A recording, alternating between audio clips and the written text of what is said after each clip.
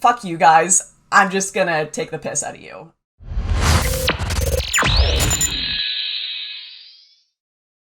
Okay, I think we're live. Everyone in the chat, just let me know if you can hear and or see us. And of course, right as I go live, there's a helicopter going over my house, because why not? It's the feds. They want to know what we're talking about. They're not even being subtle anymore. Oh, all right. And Booksmarts is gone. Actually, I need to shut the window, but I didn't wear pants. No, I'm wearing I'm wearing volleyball like shorts, so I was just like, I don't care. No, oh, people only see my upper half, so my bottom half is like pajamas. All right, how is Booksmarts audio, everybody?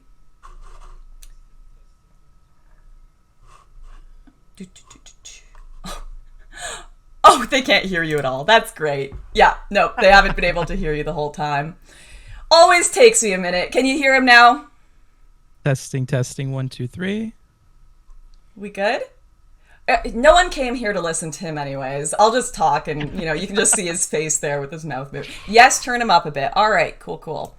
Perfect. All right, so Booksmarts. It's great to have you here. Thanks for joining me, and I guess you're streaming live on your end as well. I didn't get to catch any of it because I was a bit too busy, but I saw you did a conversation with Destiny before. I do love that I've kind of, I don't know, there's like this cult-like fear of me. I've amassed this identity from the Twitch community as this neo-Nazi queen that must be vanquished by people. And it's just very funny to me because I'm like sitting in my pajamas eating nachos and taking care of my 1-year-old while people think I'm plotting to destroy the planet. I don't know. I was talking to him because it's more so audience like management. Like I understand how people like view you, and I understand how people think about you. And what's really difficult is to do what I want to do in this conversation while at the same time appeasing people that want it to be something else. But do those people deserve to be appeased? Or are you just appeasing toxic members of your own side the same way that people criticize me for having appeased perhaps toxic members of my side? Well, well, this is the difficult thing is like I don't do sides and stuff because normally all that I do is like review these conversations. I never ever talk about politics on the channel. I never advocate for anything. I don't really talk about policy ever. So like these are people that are completely not a part of my community. They don't really understand what I do on the channel, and I think that's part of the frustration from my end is like I've like said that Rob Noor is a good debater. I've said you're a good debater. I've said that Milo Yiannopoulos, when he's on his game, is a scary person to debate, right? Like I can talk about people who are strong debaters independent of whatever ideology they support. And like I can say Vosh is a good debater, even if I think his ideology can be wonky, right? Like to give one lefterly example. And so like the difficult thing is when I do something like this and you make it difficult because you're doing some kind of like rebranding tour or something. Could you like explain to me what? I'm not. That's everyone what they is say. like, Lauren is trying to be a centrist now. She's trying to portray herself as a liberal. I've never said any of that. The only time I have used the word centrist is to say I am not one. We need to reference J-Rig on that one. Centricide, my friends. No, like people invent these narratives in their head about these insidious motivations I have. They're like, this is Lauren Mask on. She's trying to present herself as a liberal. And I'm like, I will literally say in a stream that, hey, I'm a conservative. And they still think this is like some big rebranding tour. When I came back to media, I said I didn't want to be a part of any circles. Like I am a conservative that doesn't want to be a part of like the mega group, or I am in the right wing and I constantly affirm the right wing because that's my group, that's my cult. So I'm a conservative, but if I'm proven wrong on something, I'm willing to change my opinion. If someone is a left-winger that I happen to agree with or think is intelligent and has good analysis, I'm going to do that. Whereas I can definitely see when I was in these groups in 2016, there are some of these cult-like dynamics where it's like, whoa, you spoke to a lefty and treated them like a human. That is unacceptable. And that's just some people. That's not everyone.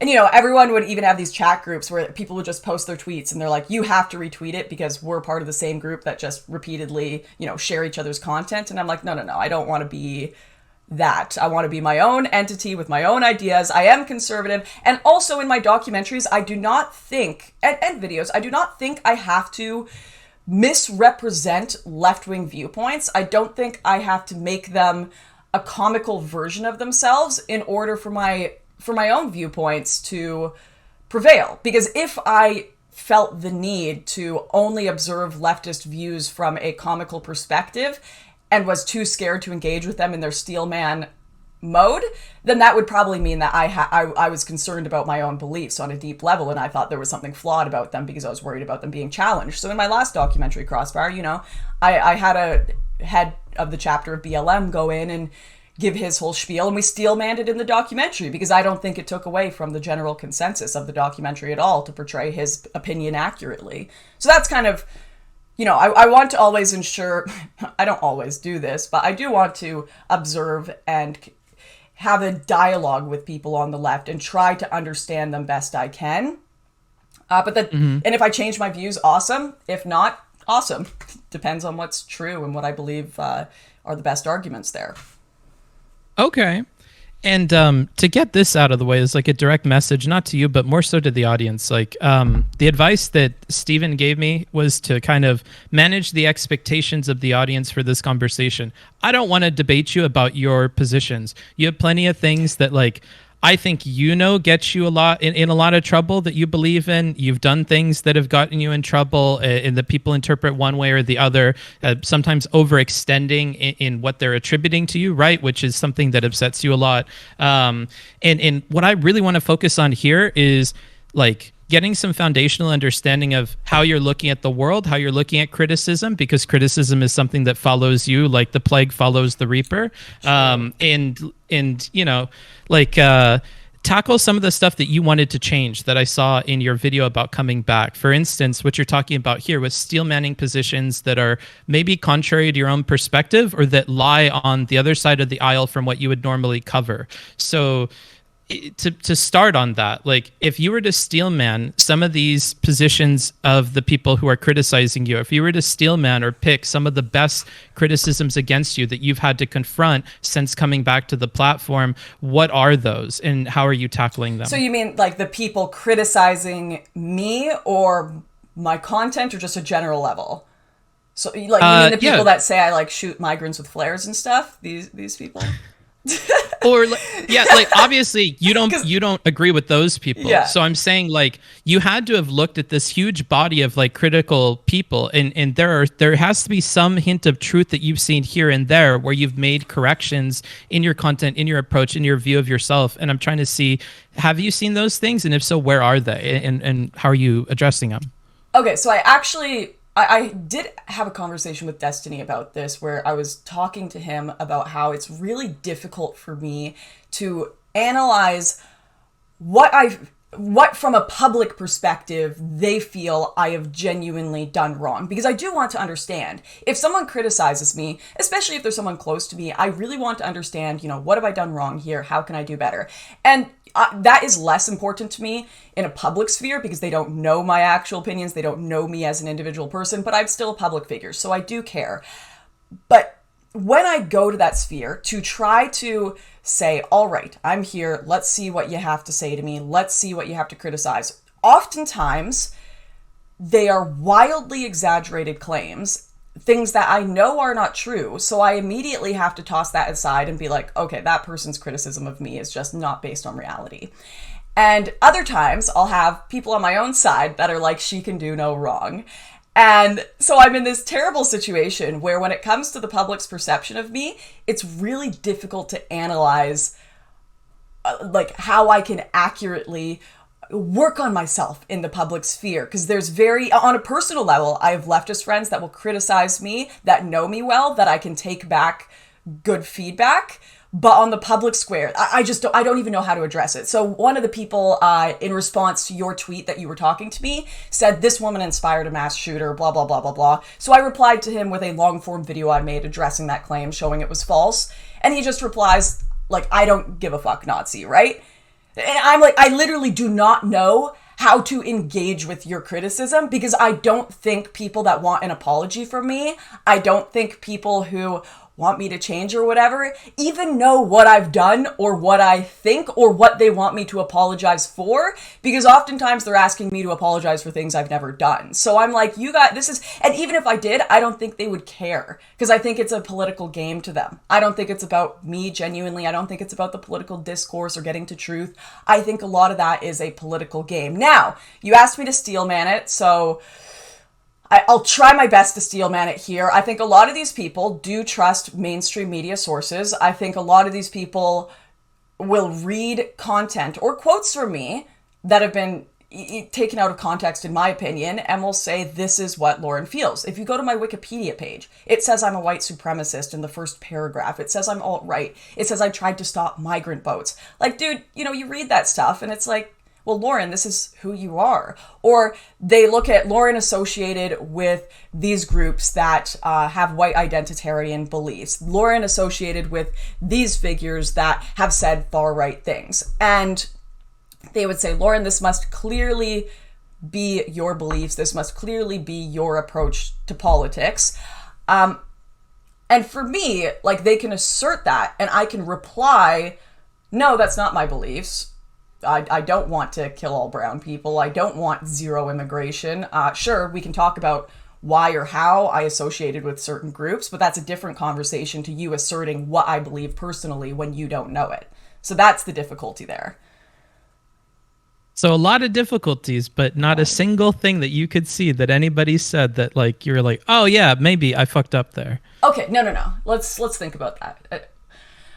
Definitely approach in my previous videos where I've been going on the ground and like, so let's look at my rape culture video that I did. That was one of my big, people were just getting introduced to me and I held up a sign at a protest that said, rape culture in the West is a myth or something. That is not exactly the best way to engage with people that disagree with me. That is going to be a way that will inflame them initially to say and have the most absurd responses rather than really engage with their ideas and their thoughts and try to slowly take them apart or have them convince me. So some of my approaches have definitely been to deliberately expose what I viewed as irrational approaches to politics. So I've had my feminism or Islam video where I just go up to protesters and I'm like, feminism or Islam, which one would you pick? And they just blow up. And there's a deep conversation to have about that topic. And I do think in the end, it is an absurd, uniting of ideas that don't really mesh in a lot of ways. But there's no doubt that I went in there knowing they were going to just freak out and not be their best position and best foot put forward. So there are absolutely aspects of me that I have to pull back that enjoy just taking the piss out of these people and not really trying to get to the core of the argument and not really trying to steelman them, but just trying to make them mad because I found it funny. So I think that is a fair criticism of me. Okay. I can work with this. This isn't going as bad as I had initially anticipated. So like, do you think it's fair to say that you're a bit like trolly or contrarian in that regard? Like it makes you happy to like kind of irk people or shake their snow globe a little bit in that way? Yeah, so that it comes from a position when I was younger, like when I just got into this, because I got into this when I was a teenager. I think people don't realize it was definitely, I do believe in these things, but it's also hysterical to see all these people who hate me reacting this way. And now I have to kind of control it because I see all these people screaming irrational accusations at me and I just want to bring that back and be like, all right, I'm just going to piss you off. You know what? You want me to be Nazi queen? I may not believe in any of that, but fine. Let's take the piss. Like, let's have fun here. Because I'm never going to convince them one way or the other. And I have to hold that back and realize, Lauren, these are a few people. There are people that do want to have a conversation. And if you react this way to them, they're going to see that and just assume that's how you engage with politics all the time. That's your belief. So I am trying to control that just, you know what? Like, fuck you guys. I'm just gonna take the piss out of you. And I'm really trying to control that and be like, no, I actually do believe that I have reasonable viewpoints that can engage, and I can meet ground with a lot of leftists in a lot of ways, definitely in descriptive analysis of the problems in the world. And we usually just disagree on how we can achieve the results. And I need to try to pursue that more if I want to settle down the extremes on both ends of the spectrum that are just wild right now. I think certainly in the Zoomer generation, I don't think like liberals and conservatives exist anymore. It's like you're a fascist or you're a communist in a lot of ways on these platforms, obviously not everywhere. And as somebody that works on like optics and rhetoric, and that's kind of mostly where I'm known to like give people advice, like, hey, you're giving this person a lot of footholds, for instance, to believe that you wanted to sink all the people in that ship when you're stopping what is a rescue vessel from helping the people aboard that ship. Like, people are going to take that and they're going to go 5 steps further from what is the truth. And like, but you let them get that close because you were only 5 steps away from that bit of misinformation. And so I think having strategies that take into account how people are going to misconstrue the things that you're doing or the things that you're saying is helpful. And like, you mix this, like, you're getting them 5 steps close to that conclusion with like, you love triggering people and you love upsetting them. Like, and this is a gnarly combination because you're going to get as close to that line as you can within the bounds of what you believe in. And unfortunately, as close to the line as you can is enough for a lot of people to say, this person's crossing the line. That's too much. Like, because where you're drawing the line with your own understanding of your own beliefs on the inside is not how other people are doing it on the outside. And it's certainly not how people who think opposite of you will. So I'm happy to hear that, like, you recognize that contrarian kind of trolliness in you, and you realize that, like, you know, cutting back on that is going to help you with reaching across to the other side or reaching consensus on a lot more stuff. But I wonder, like, internally, what are you doing to correct for that? Like, what are some like mental exercises, or like, where are some moments where you feel like you're putting the brakes on, and what problems are you running into in like deploying that tactic? Okay, so I did a video called Feelings Don't Care About Your Facts, and it was a whole analysis of a lot of internal dialogue I had been having over the last year, where I would have a problem with only analyzing the factual side of conversations and not really analyzing how they impacted people on a social or emotional level, which, you know, as time goes by, more life experience, I've realized is actually the reason politics exists. We don't partake in politics so that we can get numbers and charts looking a certain way. We partake in politics so that we can have happy communities that enjoy life and love each other for these emotional motivations, right?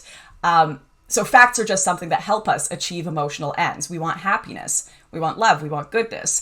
And the fact that I'd spent so much time ignoring this whole half of the equation boggles my mind to this day, and is something that I've had to really adjust. So to explain what my brain was doing when I went into that protest with the feminists and held up a sign saying, you know, there is no rape culture in the West, is my brain was like, okay, pillar 1, let's look at the culture and the aspects of culture. So we've got like the law, we've got like television and media, we've got academia, all these big pillars of our civilization. The law, absolutely against rape. You prove someone has raped someone, they're going to put you in jail. Media, dude, like, you even get slightly accused of brushing a girl's leg unconsensually, some people are losing their jobs over that kind of stuff. Academia, definitely against rape. And I was like, how can you say we live in a culture that supports rape? Bam, I'm just going to go there and tell them the truth. This is a false analysis. Now, of course, they have deeper arguments for there are institutions which cover it up. There are aspects of our culture that let it go ignored. To me, that is a different question about, I wouldn't say that that is the culture at large, but aspects and institutions which have been used to, or difficult processes. Like, it's not the police deliberately trying to make it so women can't go to the police and report a rape. It's just the process is really difficult to prove this stuff. And we do have to keep into mind innocent until proven guilty. And so those are conversations I could have had with these women, and it would have been really interesting to take that apart. But my brain was just like, nah, they're wrong. I need to go and tell them and show the world that they're wrong. And now I've kind of realized, no, I have to take into account the emotional investment that they have in this. Some of these women may have been raped, and they have an extreme reasonably an extreme emotional response to this political situation, and I need to take that into account. I need to take into account the social aspect of this conversation, how talking so bluntly and so harshly to people would impact our society at large if we did that to everyone, and the ability for us to understand each other rather than take steps to guide other people through that mental process that I went through. So I spent so much time just announcing the conclusions of my mental process and not taking and assuming if you didn't go through the same mental process as me, you're just a fucking idiot and you should know anyways. Whereas that's not the case. There are a lot of things that I have progressed and changed my mind on that it took a long time of mental progress, traveling and engaging with the world to change my conclusion. And I should not expect any less of other people, you know? Yeah. And I'll put a pin in that because I am curious what some of those things would be. But before we lose this, this process that you're applying of understanding where other people are coming from emotionally, or understanding how the context of something plays into how it's interpreted, like you going to a rally to do this would be very, very different than if you just said it on your YouTube channel, right? Like going to people who may actually be victims is very, very different than saying these things on your own platform. Could you not then apply this kind of reasoning to things like what you did on that boat and understand why people were so upset about it? Like, could you not apply this to other criticisms and then be able to steelman them and understand where those people are coming from in more situations? Because you were still unable to like name criticisms that you could steelman at the very beginning of this. Okay, can we put the boat on hold for a second? I just want to quickly ask you a question. So, do you understand why so many people, like that video that I did where I put up that sign at the feminist slut walk, it went viral, like millions of views, people loved it. Do you understand why so many people liked that video despite me taking that approach, which now I'm analyzing as having some issues? I think you were appealing to a lot of extreme people on your side and moderate people on your side who alike can enjoy people on the other side getting put in awkward positions. I think that's at least part of it. And then another huge part is why people might like it. Can I steelman why people might not like it? Because they believe that they're... Yeah, but okay, so audience, remember, I'm trying to be very careful to avoid the ideology thing, but I'm trying to... I'll work with Lauren here. So I think, from my understanding of people on the right, that they see a lot of hypocrisy in lefterly ideas.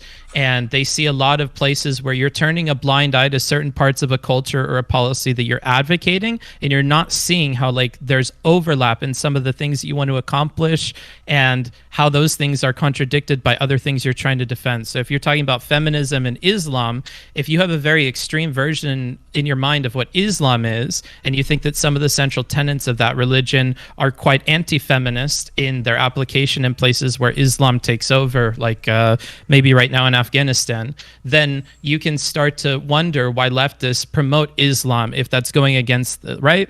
Is that fair? Like hypocrisy might be a huge thing there.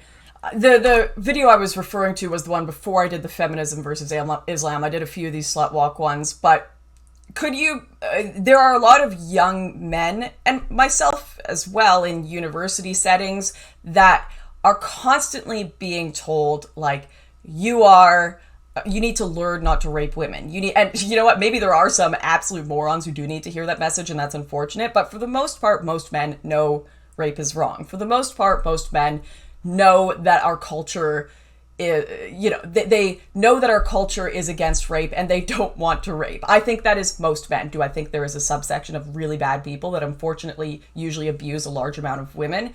Of course, I do think that exists. But most men constantly being told this narrative and being demonized for it when they have done nothing personally.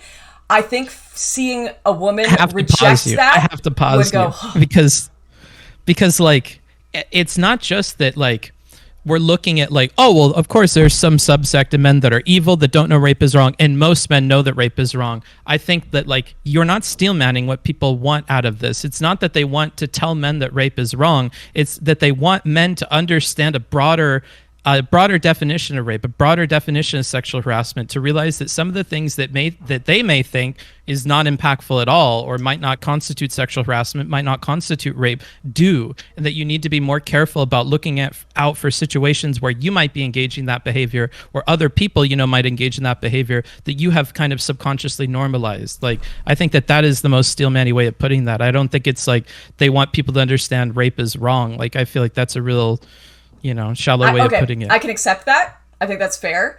But I'm sure you've also heard the argument, if you start with a lie, people aren't going to believe anything else you say.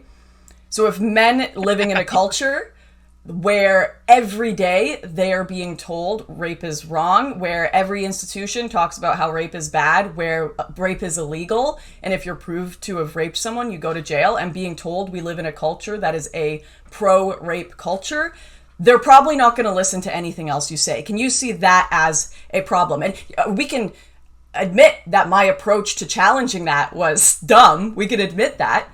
But can you see that starting with a lie issue? Yeah, but those are people who have the same problem that you're having here, where they heard the thing up front and they stopped. Like, they didn't really think about it any deeper. They didn't try to steelman it. Like, I think that the problems that you talked about in the very beginning of this with steelmanning and stuff are problems a lot of people have that they need to get better at. So yeah, on its face, yeah, that seems dumb. Like, everybody should know that rape is wrong.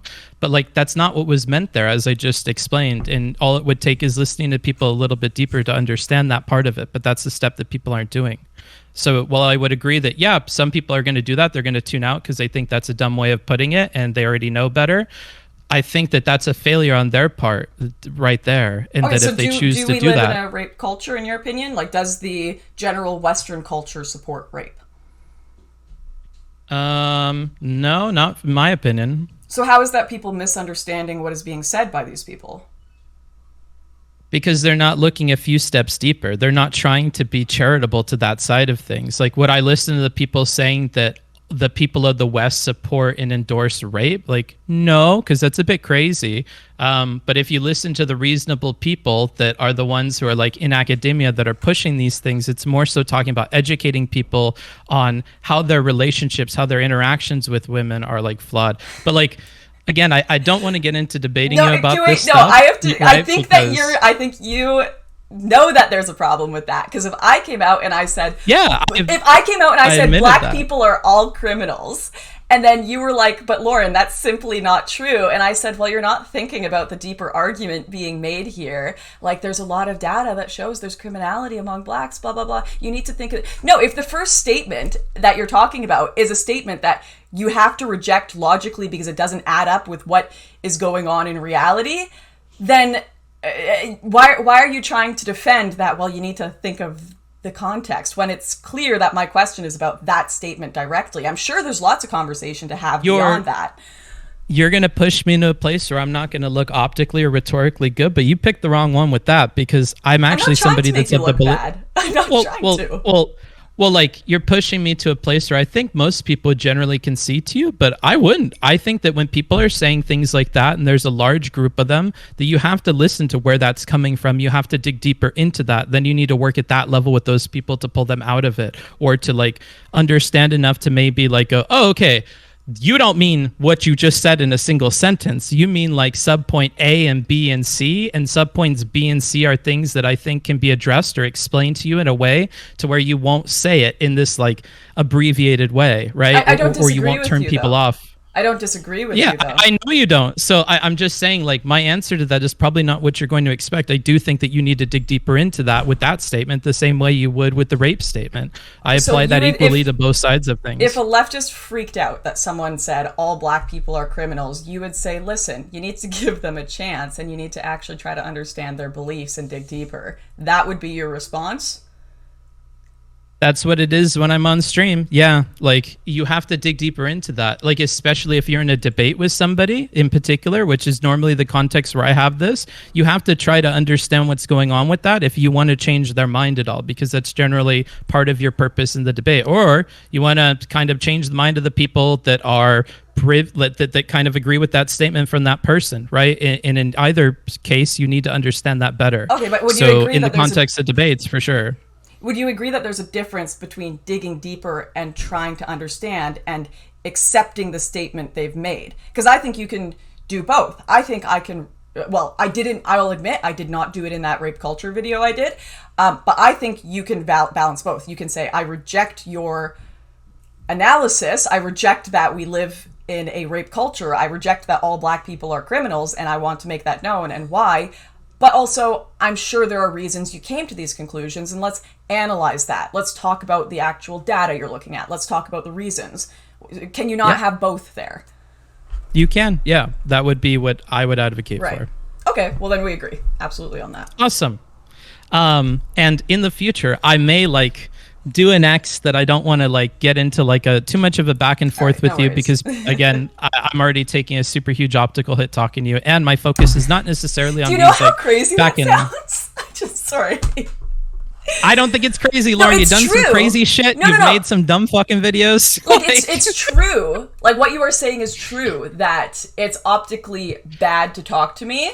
But I just think it's crazy that the internet has gotten to that point where instead of having genuine political discussions with people and trying to convince people that disagree with you, it's like, this is an optical mistake. You can't, because the word optics to me doesn't sound like genuine politics. It sounds like I'm trying to shift, be shifty to appear one way or the other. But I don't think you're trying to do that. You're just making a genuine statement about how things are perceived, and that is important. And that's something I've had to learn. I just think it's crazy to me. To me personally, I know it's not to the world.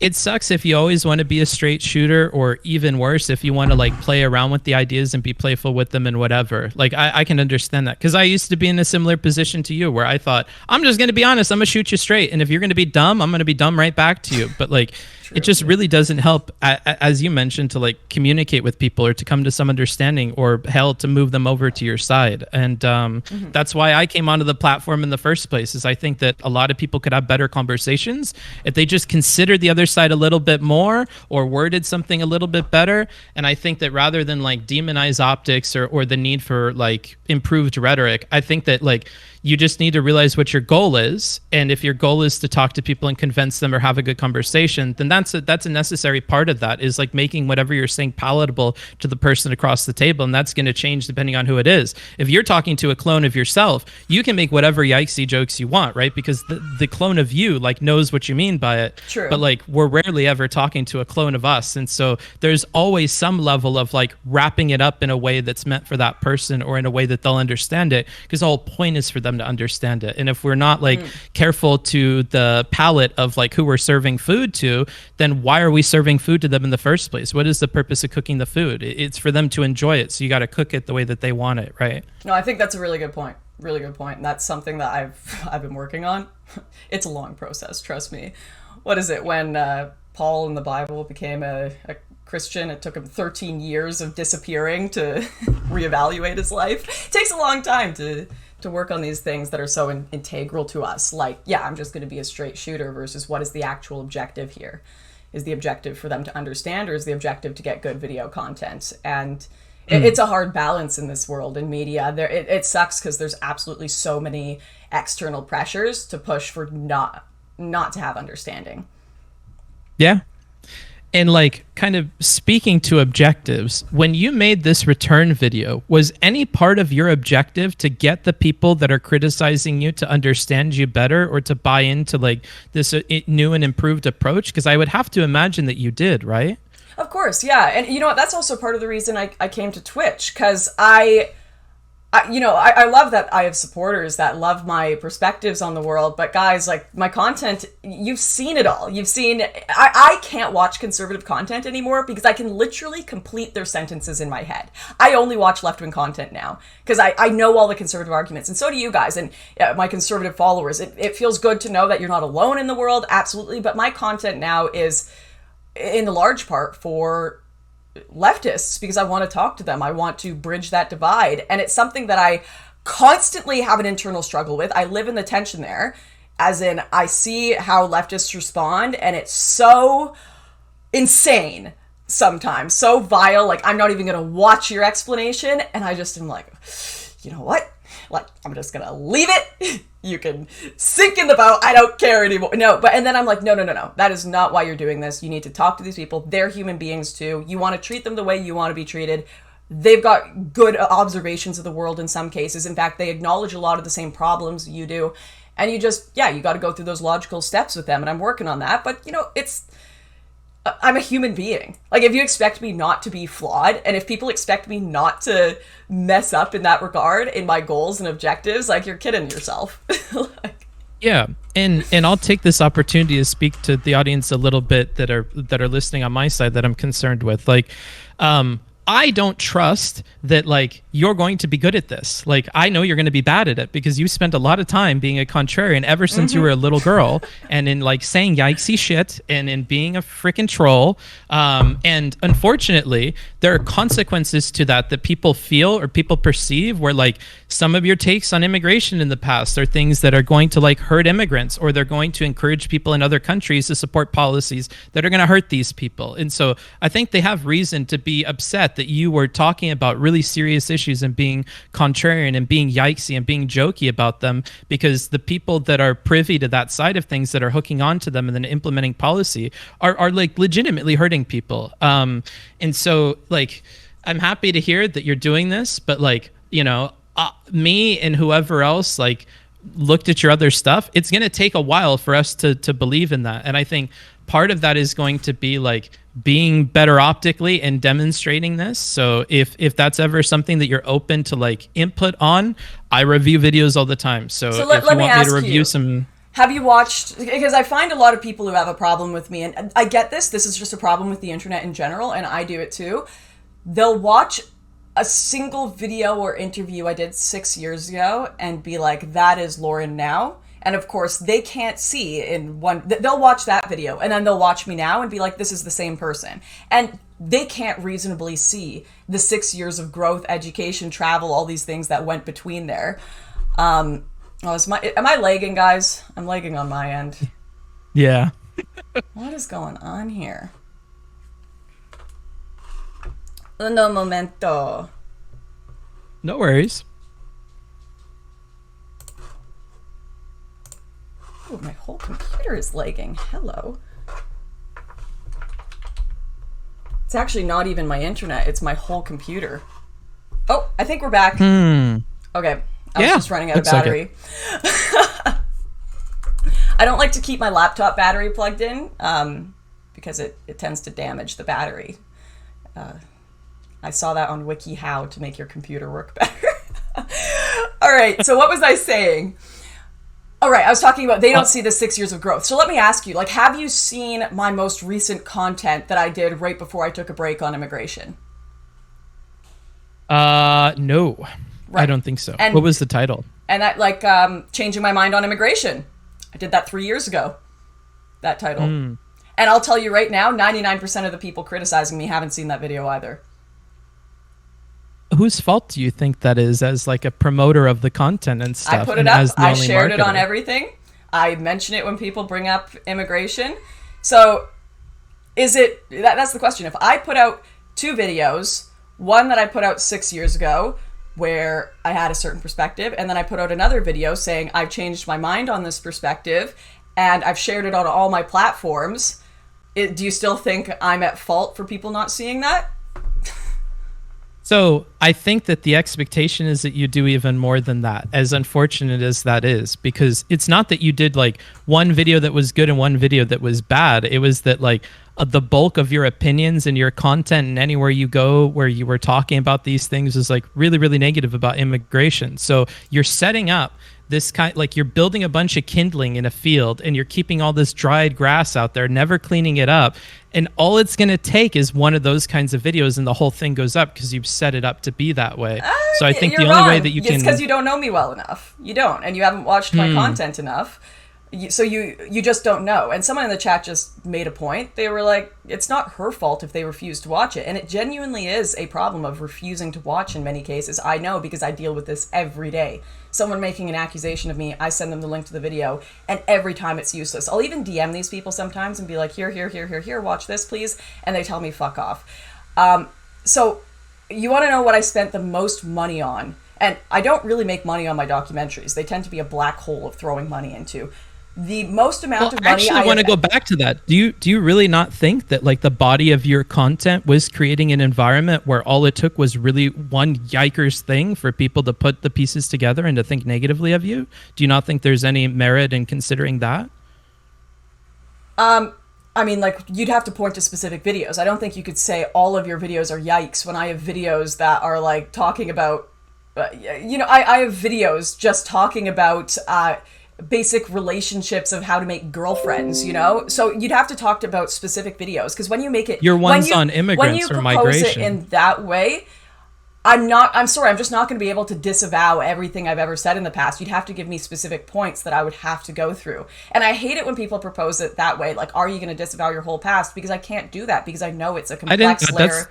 Or like, okay, sorry, that's not what you're saying. That's not at all what I'm saying. That's not what you're saying. I'm saying, like, you put out a lot of videos where you were constantly giving takes on immigrants and on migration, and all of those set the foundation for you having one video that's really, really bad, and then people putting these pieces together as to who you are as a person. And it won't matter how many, like, little cups of water you throw on. You can't compare the volume of a cup of water to the ember that started that. Well, that's what you I was need to about look to at address. all the other...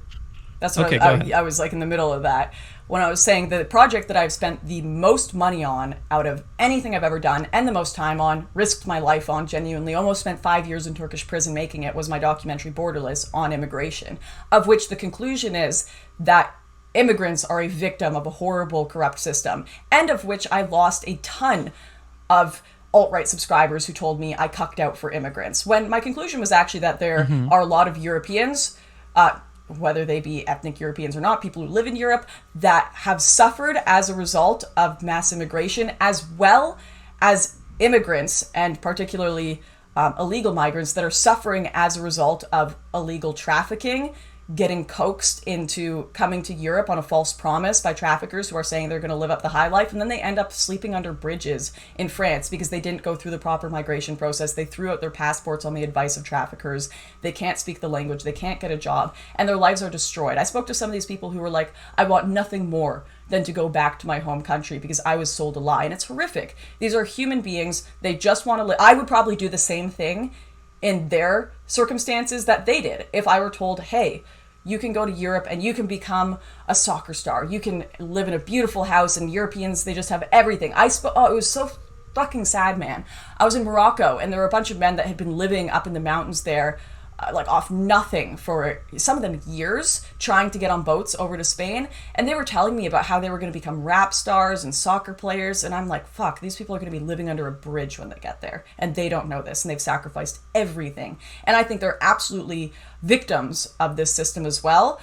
And there are, I've never been opposed to just migration, and I've never said that, but there are aspects of this illegal migration chain that are completely corrupt and ruining lives on all ends. You have to have checks and balances so that extremists don't come in. You have to have checks and balances to ensure people can have a job. When I've gone through the immigration process, you have to prove I'm going to have somewhere to live. I can speak the language. I can have a job. Otherwise, you're setting someone up for failure. So that was the project I spent the most money on, which was very humanizing of migrants. But the thing is, none of my critics watch it. And that was 3 years ago. So to be like, Lauren's had this sudden change, like, no, I've slowly changed my views with information and grown in my observations. But if people don't watch it, I mean, Borderless has over 1 million views. It's just not the people that hate me that are watching this, unfortunately. But a lot of people watched that. And I can genuinely say I've probably done fucking more to de-radicalize the far right and have them see immigrants as human than any of these leftists who just scream at them and say they're all fascists and Nazis for having legitimate concerns about illegal immigration, terrorism, and problems that it causes. When you set it up like that, yes, because doing that's not going to convince the people that are on the anti-immigration side. And I think what you're learning as well is that you can't turn the tides of this by dumping a bunch of money and time into a single documentary, because that didn't work out either. So with the understanding that you just said that wasn't able to turn the tides, that people still believe these things about you. A lot of people. I'm not making this documentary to make people not think that I'm a fascist. I'm making it because it's what was actually happening on the ground, and a lot of people got educated to communicate on that and really enjoyed the documentary and changed their perspectives. But your entire point in bringing that up was in response to me about, like, kind of trying to turn this tide, which is why I'm focusing on that, is like, sorry, I'll let you finish. Yeah, I'm just saying, like, it didn't accomplish that, and you're even saying with the farther alt-right people, it wasn't enough to convince them. Instead, they said that you were cucking out for the other side and yada yada. So, yeah, you of them. can only convince people who want to listen. I am trying to portray my views in a reasonable, palatable way for people. I am trying my best, but at the end of the day, if someone doesn't want to listen to you, they're not going to. So I can do everything I want to. And if someone in the far corners of the alt-right wants to be like, Lauren, I refuse to see these people as human. They are literally barbarian savages that just want to kill all people. I can say as much as I want, and I'll put it out there. And if they don't want to listen to me, they're not going to listen to me. That goes the same for people that want to just be like, Lauren views all migrants as barbarians and savages that just want to kill white people. If they want to think that, I can say as much as I want, and they're not going to change their mind. The same way that you make videos, and everyone makes videos on the internet, and it still doesn't convince all these people. Like, what do you expect of me as a creator? Do you expect me to change the whole tides of politics for people that don't want to change? I can do what I can, and I can try to be palatable and do my best to portray information accurately, but at the end of the day, I am not there turning these people's necks. I can't force them to believe one thing or the next, and I don't think I should be held responsible for forcing them to do so. Neither should you, neither should other creators on the platform. Like, hey, ContraPoints, why are there still alt-righters? Why didn't you convince them all to stop being alt-right with your videos? Like, what the fuck? Like, that's a ridiculous standard to hold someone to. Sure, but that's not what I'm getting at here. So in part, we're talking about, you said a lot of things in the past that were very much so in line with some of the people that you were then unable to convince out of that with this video, with this documentary, What right? thing did I say that you are the most offended by that I've said in my immigration videos in the past? Like, what upset you the most? Like, let's deal with a particular quote. Could we focus on like because I need this to line? know. You keep just talking about a general, like, you said things. What things did I say? Like, I want to address it. I want to, like, let's see particularly what point I put out there that I haven't, worked to change people's minds on. That was a horrific point that has caused a lot of damage in the world. Like, what point is that? I want to know. Let's deal with a particular If you point. Can't think of any point, then I'll move off of this because I don't think we're going to make progress on this. No. You should have to say what, because you can't just speak in these generalities. You did bad thing. You said bad thing. Like, do you know? This is why I get so frustrated talking to people who want to criticize my past, is they actually know fucking nothing about me or my past so often. They don't even know what they have a problem with. I had to they do just a lot know of Lauren research bad. before this. Okay, well then give me a quote, man. A single quote that you think is about immigration. No, give me a single quote on immigration that I have said that you think contributed badly to the world. Lauren. I'm not saying that I probably haven't done it, but I want to know if you actually know, or if you're just doing this Lauren bad thing. No, I do know, Lauren. I'm going to stop because then we will continue with this, and I don't want to argue with you about these things. So I'm going to present criticisms. I'm going to walk as far as I can with you, but the moment we hit a wall like that, I'm going to move off of it because I have tons of other stuff. I am convinced, or I hope I'm wrong. It's a wall for me. You said you've done a lot of research on me, so you should be able to, if I'm as bad, or if Lauren I've done enough to know how this goes. I've done enough to know how this goes, and that's not where I want to go. How does this go? So we're going to get in a long, heated exchange about some particular quote rather than talking about the broad, general thing that I'm trying to bring your attention to. And you won't let me talk about the broad, general thing because you want to go into a specific thing that you can defend, that you could fight against, that we're going to get caught up in. And that's not the conversation that I want to have. No, but this is the problem, is people say Lauren bad, everything she did before, Lauren bad, and then most of the time, that opinion is just derived from the general consensus that I'm bad and not actually anything I've said or done. Can you see the problem there? I understand that. I know that. I can empathize with that. That's not what I'm trying to do here, and that's not what I'm doing. So if that's where you think I'm going with it, and we don't have to continue on this one.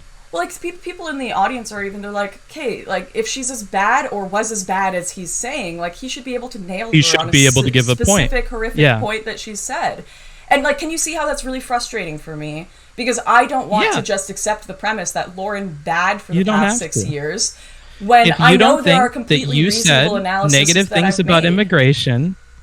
If you don't think that you've said really negative things about immigration, okay, one thing. What is the negative thing I've said? One thing, dude. This is not a hard question. Okay, well, we're gonna move on because we spent a lot of time on this, Lauren. No, dude. Have you done, what videos? Okay, what videos have you watched? What of my videos have you watched on immigration in the past? Can you name a title? I'm not gonna give you another Dude, step you in that don't. direction, Lauren. I have to be I don't responsible want with you. to. I didn't want No. to argue with you. I promised I How wouldn't am debate I? you. How am We've I gone supposed to too know? far. Why would we keep going with you questioning about my life when you're making it appear as though you have done no research on it? Like, why should I let someone do an inquisition on whether I'm a good or a bad person, or I'm approaching the world from a good or a bad way if he knows nothing I about didn't my say past? good or bad. I didn't say good or bad. I said you had negative opinions about immigration. You thought negatively about immigration.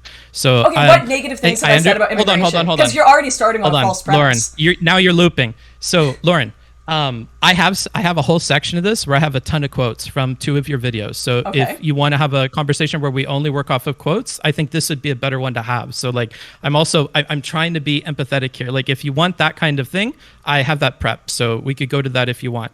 And that might be more fruitful than the immigrant thing because I've watched you debate people about this before. Okay, so can I just at least reframe the premise? I have never disagreed with immigration. And this is already what's pissing me off, is in the past, I know for a fact, I've never disagreed with immigration. I've had problems. What about illegal immigration? Absolutely. I've had massive problems with illegal immigration. So if you want to, and I am far from the only one. Almost every institution in the world, every government in the world, most people in the world are against illegal immigration. And to portray it as this like, oh my gosh, those horrific views she has when they're very normal and tend to exist to have a functioning state. Like, yes, I have a problem with that portrayal. Like, how dare you say these things? You had negative opinions of illegal immigration in the past. Okay, why is that an inherently bad thing? I didn't say it was an inherently the bad way thing. you are portraying I don't believe that. The way you are portraying, like, do you feel Am I? guilty? I think the chat, I mean, well, maybe I'm getting that's wrong, but I do think the way that you're portraying this is an inquisition about comments I have made on illegal immigration in my past being wrong. And so I do need, because I do not to this day believe that criticizing illegal immigration is a bad thing, I do need to understand what those comments were. There are probably things you could point to that I've said in the past that I would disagree with today, but speaking on it on a general level, I'm not going to be able to go and be like, yes, that's bad. I'd have to see specific points that I made, specific to be like, okay, I've changed my perspective on that, right? So it is difficult to have this on a general, broad conversation. Yeah, and to just give my final little parting thing on this before we move to like quoted stuff, which I think you'll enjoy more. Remember that when we were talking at the very beginning, you were frustrated with like, I put out this documentary, I put a lot of hard work into this, put a lot of time into this. It said things that like would totally go against what the criticisms of me are, and people didn't watch it. People refused to watch it. It didn't work to change people's perception. A lot of people did watch it. Yeah, sure, but that wasn't the point you were making. The point you were making was like, yeah, it's still got 1 million views, but it's not impacting these people who like don't want to listen, or these people who have these negative opinions, right? That's where the conversation was, and that's why I was going to like, well, there were other bits of content you've put out, other things that you've done, and those are the things that people are using to kind of put together the pieces about this thing, and that this one documentary isn't going to be able to put that fire out. But you know, I understand that if I was meant to sit here and go point by point with you, if I was meant to sit here and debate you, if I was to criticize your positions as wrong and I had some alternative to offer, then it would be totally reasonable to expect the quotes and to go back and forth on it. But that's just not the conversation that I want to do with you, because I don't want to argue with you about stuff. So if you don't feel like that's an accurate framing or that's not in line with reality, we can move on to the other stuff. Okay, so I understand what you're trying to do, and I apologize for trying to drag you into a conversation you didn't want to have, and an approach you didn't want to take or get into. But yeah, that's the problem there is in order to continue having parts of the problem or parts of the conversation you want to have, I have to accept a premise I inherently disagree with. So we can't continue down that route, right?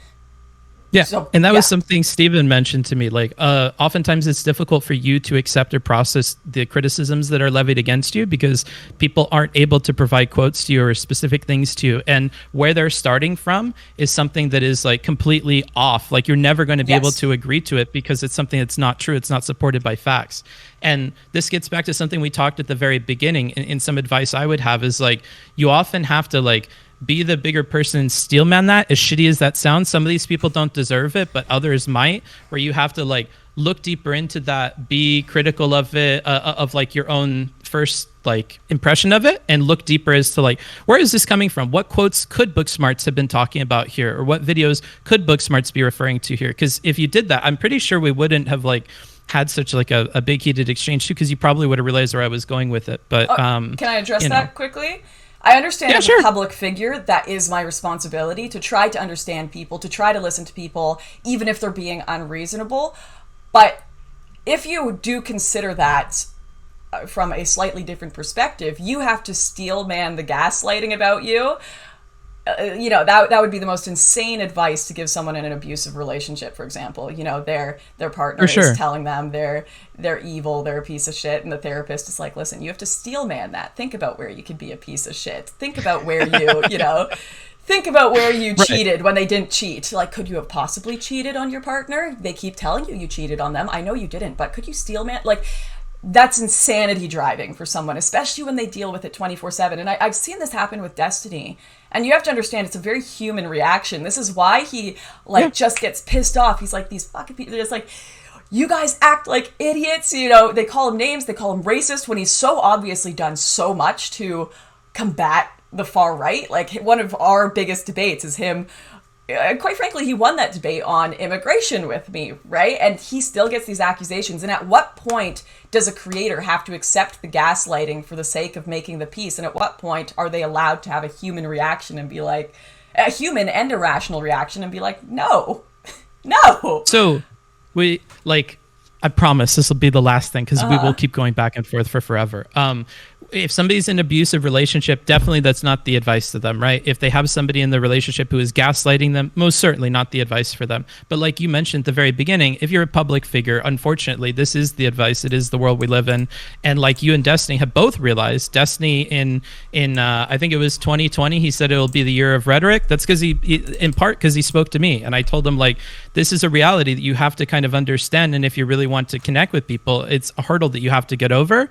And luckily it's a hurdle where like a huge part of that is like in your court, and there are things that you could work on. Sure, there are people who will refuse to listen, but the people that refuse to listen aren't the people that you can really account for. They're not the people you're trying to convince, because no amount of change on your end is ever going to solve that. But there are people who we can convince, and we want to figure out what that group of people is and how we can change things to be palatable to those people. And so that's where you focus. And every time the focus moves from that group of people that we can reach to like, oh, but the people that never listen, they're so fucking frustrating. Like, yeah, it is. But we cannot focus on that, because it'll take the wind out of our sails for like improving everything else. We really have to focus on the people that are like, they're only 5 steps away from like sort of agreeing with us. If we just change the palatability a little bit, then they would like it. And that's usually where I like to focus, because there's more positivity there. Like even in this conversation before I came here, there were people retweeting stuff like you saw that are just going ballistic about it, or that think that like, I'm here to be a part of your retribution tour, or I'm here to make you look super palatable, or whatever. And like, that's not what this has been so far. And I would hope that's not what this will become, right? Like they haven't even heard a conversation yet, and they're upset about it. And those are the people that I can't be worried about, because I can't convince them. Okay. But for the people that do watch the conversation, I want them to realize that I hear you, and like I see you, and like do what I can to account for the people who will listen long enough to like get it, right? And so it's easy for our view to shift over to those awful people that will never listen, but it's never productive, right? Okay, so let me just confirm something from you, because with the framing, I kind of assumed when you said, what have you done to alleviate your critics' concerns about you? Of course, when I think of my critics, I think of some of these crazy people. So you're slicing those off, and that's not an aspect of my critics, is what you're saying. Or like that is an aspect. They're not the ones that you're focusing on who I should be talking to. Like sometimes they can be, right? Sometimes they are pointing us to things that it only takes a little bit of effort to understand where they're coming from, even if they're dumb fucks on the surface. Sometimes, but yeah, for the most part, no. The people that will refuse to listen to you ever in the future, that's going to be difficult. Now, Not always, right? Because imagine if somebody had an audience of people who all refuse to listen to you the way that a lot of lefty communities are now. They coincidentally will have to because they're watching the serfs on something or they're watching Hassan on something, right? So they're still forced to listen. When they're forced to listen, then we need to start considering them. Even if they're people who would not normally consume your content, you still want to be aware of those people and for looking for ins with them just so you could test it, because you're also not God and you're not able to predict that they will always be in that state of not listening. So when you have them in a chair in front of you, just try what you can. Like there are people who are assholes who don't like comedy that go to comedy bars just to be upset, but that doesn't mean that like we're not trying to get everybody in the room to laugh or something like that, or focusing on that person and letting it ruin our set. Like we want to get everybody in on it. And you know, I think that when they're sitting in those chairs and they're forced to listen to you, that's when you can try new material and really try to get at them. And eventually you will find something that's convincing, and it'll be completely unintuitive, because before you had tested that thing and saw that it worked, you were under the impression that they were completely unreachable. They weren't worthy of consideration, yada yada.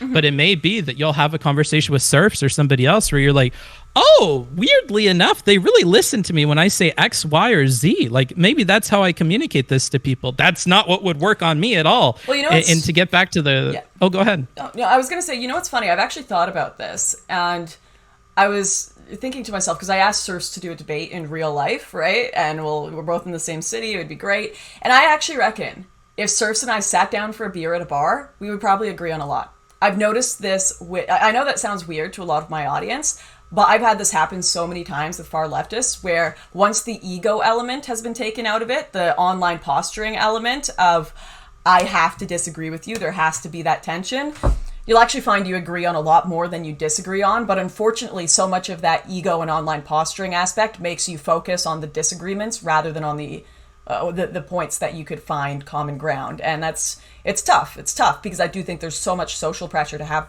certain opinions in this culture, this society we live in, and how we overcome and navigate those social pressures is incredibly challenging, and those optical pressures is incredibly challenging, which is why I appreciate what you do with your analysis of debates. I find it fantastic, even if we have disagreements here. I find it really interesting because in a way you are trying to bridge that gap between extremes and radicals online, and showing and even just normal debaters online, whoever it may be, bridge that gap in showing them how to communicate better, which you ultimately need, because no one's going to agree on something if they're speaking two different languages and going past each other. No, I do think that's a good thing you do online, but yeah, I still disagree with some of your analysis of me. That's where I'll leave that. Of course. And like to comment on one little thing that I promise we'll agree. You noted in one of your videos that like you're not able to be one of these people that just says progressive stuff that they don't believe in because they know that it'll get them something. It's like those are some like keys to the kingdom. Like if I just say this thing, if I just do this thing, I'm able to get the people away from me, get them off of me. I'm able to like appease the horde a little bit. Like I thought with this conversation that if I were to start off by maybe 20% of it, like I told you in DMs, I think like to just start off with like some of the criticisms or some of the bad stuff that's happened, that maybe that will get them off of me. But half measures don't work in that way, right? Like you can't say like, I'm pro BLM, I did all this stuff for it, I put the black thing on my page, but I gotta say that BLM has some, like it doesn't do what you wanted it to do. It only works in the purest form to use those keys. And so so like where to start with this video. So you were trying to reach some people who were critical of you. How well do you think you did that in this like coming back video? How well do you think you were able to reach those people and speak to them? People that would have been critical of you that would listen through the whole thing. I honestly, it was hard to gauge an analysis on that because I had been so far removed from the online sphere for a year there.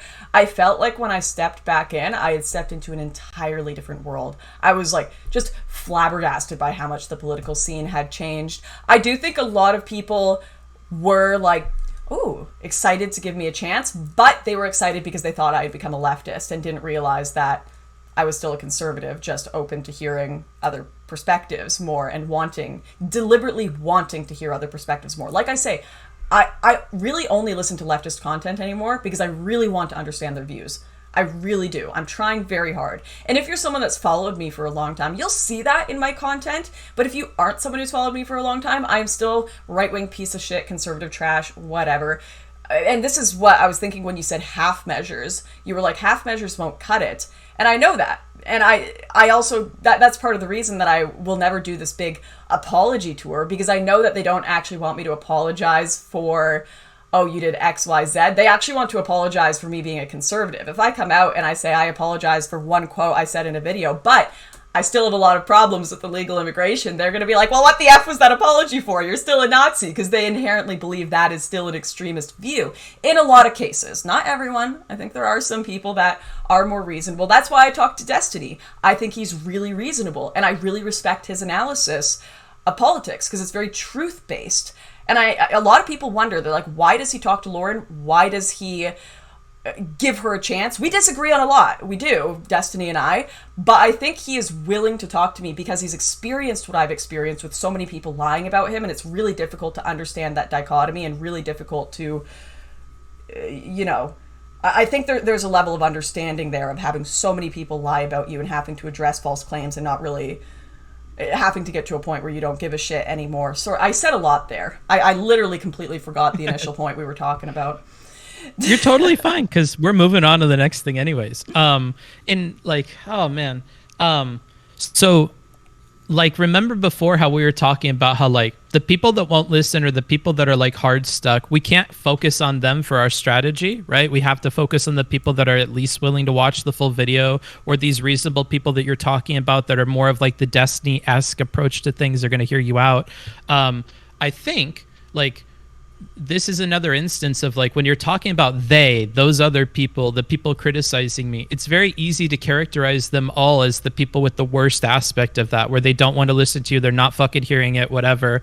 But there's a huge group of those people that dislike you that like will listen to you. And I actually think that like that's probably a bigger group. Most people just have like a passing belief about you because they've only like seen an audio clip or something. And often for those people who make up like a huge number of these people, granted they're not the people in your DMs harassing you and stuff, those are the crazies. I think there's still a huge group of people that have something on a second monitor that'll just be like, oh, Lauren Southern's come around, she's sounding a lot more reasonable nowadays, right? And those are the people you probably want to focus on, and they definitely do exist. And I think that like this video in particular could have been made in a way that better got at those people, even if it came at the cost of like reaching the people who are already on your side. Like little decisions, like when in the video you mentioned the toxicity of online communities, and you're talking very broadly about this and how it's a both sides thing. The visual elements were all like CNN, MSNBC, people on Twitter that are like talking negatively about conservative people. There was one version of both, one version of a news channel and one version of a tweet that was like a version of Republican people or conservative people being that way. But if the video was meant to be directed at people who are not already believing you or who are not already on your side, these are the kinds of decisions where like, oh, we could have included different kinds of screen grabs to show that like you better understand where this is coming from on both sides. And that could have easily been a way to reach more of the people that, you know, you're trying to, right? The people that are on the other side. Oh, trust me, I know it's a problem on both sides at a far deeper level than most people ever will. But yeah, I guess, you know, that's something that I'm not thinking. That's a problem with the way that I think and I approach things. Is I really just, in general, my approach to things isn't like, how am I going to psychologically manipulate these people or to make them more on side with me. I really just try to say things how I see them. And like I said, I know that's a problem, and I know I have to try to be palatable to people with how I present things. But I have trouble with it. I have trouble with it. I'll just be real. I want to say things how I see them. And that's my biggest problem, absolutely, with trying to engage with leftists. And you know what? Here's a give I'll say is there's probably a lot of leftists that feel that way as well, and that's why the two of us can't communicate, because they won't give me any wiggle room to be like, okay, come on, man, what do we agree with on here? It's a tough. All I can say to that is it's a tough thing to overcome, and it's probably going to take me a lot of time. I'm not gonna I'm not going to stop telling the truth. I'm not going to stop being a conservative at any point. I've had this, unless I'm like completely proven wrong and completely have my mind changed on all these issues, at which point I'm going to follow what I believe is truthful. And even if that were fucking communism, I would do that. I just don't think I would ever be convinced to be a communist, and I don't think I would ever see those views as useful or productive. Tough to guess. I have gone through the whole mental process of thinking about what it would look like if I became a leftist, right? I know I could never do that artificially. I know people who have done it artificially that I talk to this day. And it's not an easy life to live. At the end of the day, you have to, I have to live with myself. I have to live with my soul. I can't say things I don't believe in. I'm just not capable of it. And that has screwed me over in a lot of ways in my life. That has really put me in tough positions. But I can't fucking do it. I can't say things I don't believe in. And I've thought about if I were to become a lefty, and I think I'd make a very good lefty. I think I would do a good job. I thought about how I would portray myself, all these different things, just as a fun thought experiment. And I think, and doing that as well helps me understand leftists a little more and where they're coming from. And those are little thought experiments I do. But, a lot of the criticisms you have of me and my approach are things that I have personally thought about a lot, but it's a tension. It's difficult to address these problems. And I've kind of decided at the end of the day, one of the best approaches is just talking about my views in action. Because I've seen so many people that try to do this switcheroo where they say, I apologize for everything I've said. And even in that video I did, where I was ambiguous with where I stood, if you do these apologies and you don't actually get deeply into your views and show you articulating them in debates and off the cuff and how you really feel, people will just be disappointed. I don't think this is my views, X, Y, Z, I apologize for X, Y, Z, actually does anything. It's just one comment. It could be completely fake. It could be just made up to make sure you don't, lose your platform or something. So I would like to think that people watching me in action, talking about my views, making new videos about them, having debates, that's how I want to do it. That's how I want to do it. No, so again, we've pointed out something that we know for sure won't work. So just saying, "Oh, I'm sorry, I don't believe in this stuff anymore," that's not going to work. But there is room in between, right? Like little things, like I said with the having a montage. Like one of the things you're trying to communicate to me right now, I've spent a lot of time watching more lefty people, and I'm going to continue to spend more time watching lefty people because I want to understand that side of things. You could have demonstrated that way better if in your video you had included like snippets from both sides, because what lefty people talk a lot about are the problems that conservative people have or conservative media has. So to have a complete absence of that communicates the opposite to people. And so it's little things like this that I think that you could change to get better at communicating the actual hard work that you're putting in behind the scenes, and to have a payoff for that, and to begin to actually change people's minds.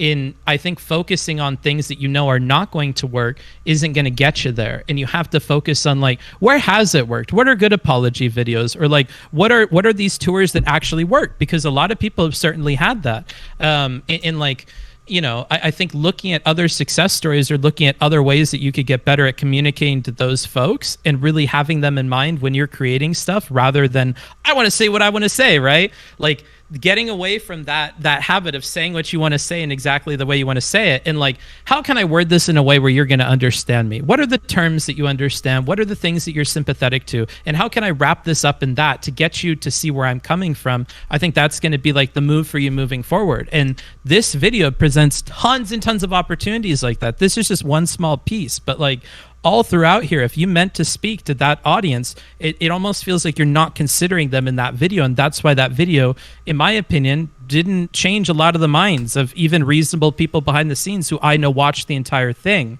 because it's not doing the things that they were expecting it to do. And those expectations would have been things that like I think you could have understood by looking at past successes or by listening to the people who are criticizing you that are actually reasonable. But because I keep hearing about the unreasonable people that criticize you, I have an assumption, and maybe I'm wrong, but I don't know how many people you talked to who had criticisms of you that you felt were reasonable.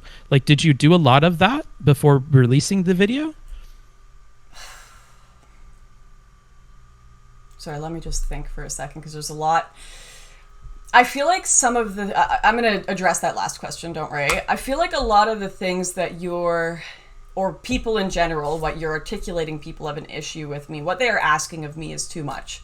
And you know why? Because I am incapable of playing a game. I'm incapable of apologizing for things I don't feel bad about. I'm incapable of, and maybe it's something I'm working at. Let's really pause. Can we start with the answer so that I know if you were talking to reasonable people with reasonable expectations of you? Because we're already starting with like unreasonable expectations of you again. Okay, so people with reasonable criticisms of me. Okay. So I have watched videos, and it's been a while. Like, I've watched video critiques of me from leftists of old videos I've made, and I've cringed because I've been like, oh my gosh, I got this fact wrong or that fact wrong, and they're totally right there, and holy shit, I need to totally reanalyze my approach. But to me, I don't really... To me, doing the right thing is making a new video and proposing my new beliefs and my new views. And... I'm trying to... Okay, so for example, here's a big video I made a while ago on marriage. I was getting really annoyed with a lot of people, assuming when I talked about traditional marriage that they thought I was suggesting you have to get married right away at like 19 years old, otherwise you're like a degenerate. So I made a big video saying like, no, please wait for the right person. Please do like proper analysis. Promotion of conservative traditionalism doesn't mean get married this second to the first person you meet. Like, this is an absurd idea. And making a video like that instead of... I just don't think I could honestly make a video that was like apologizing for me not giving enough context here and there, because I don't like apology videos. I don't really feel bad for growing in my beliefs. I think lots of young people go through these problems in their head with politics. Where do I stand? You know, you're blind in a room and you're touching the walls of some extremes to try to figure out where you are and orientate yourself.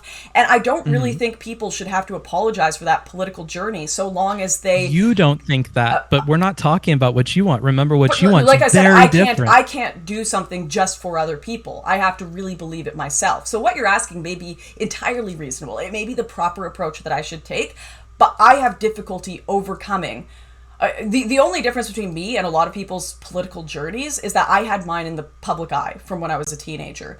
So when I look at other people that are like shitting on me, Lauren, you have to do this, you have to do that, and I know they were in my DMs 4 years ago, like spewing crazy, like farther right stuff that I've ever even said, and they're like, oh, but I'm different because, you know, actually, you know, it... To me, I do not feel that going through a political evolving online is something I should apologize for. I just don't feel like that. And you're right. Maybe it is something that a lot of other people feel. Maybe that is the case. But I can't do things just for other people. I can't. Maybe that's something I need to learn to do, but I can't do it. Then was this video just meant to be self-serving? Because my understanding was it was for those people, right? And if we want to build it for those people, those are my honest beliefs, though. I could make that video. But remember, my honest beliefs are.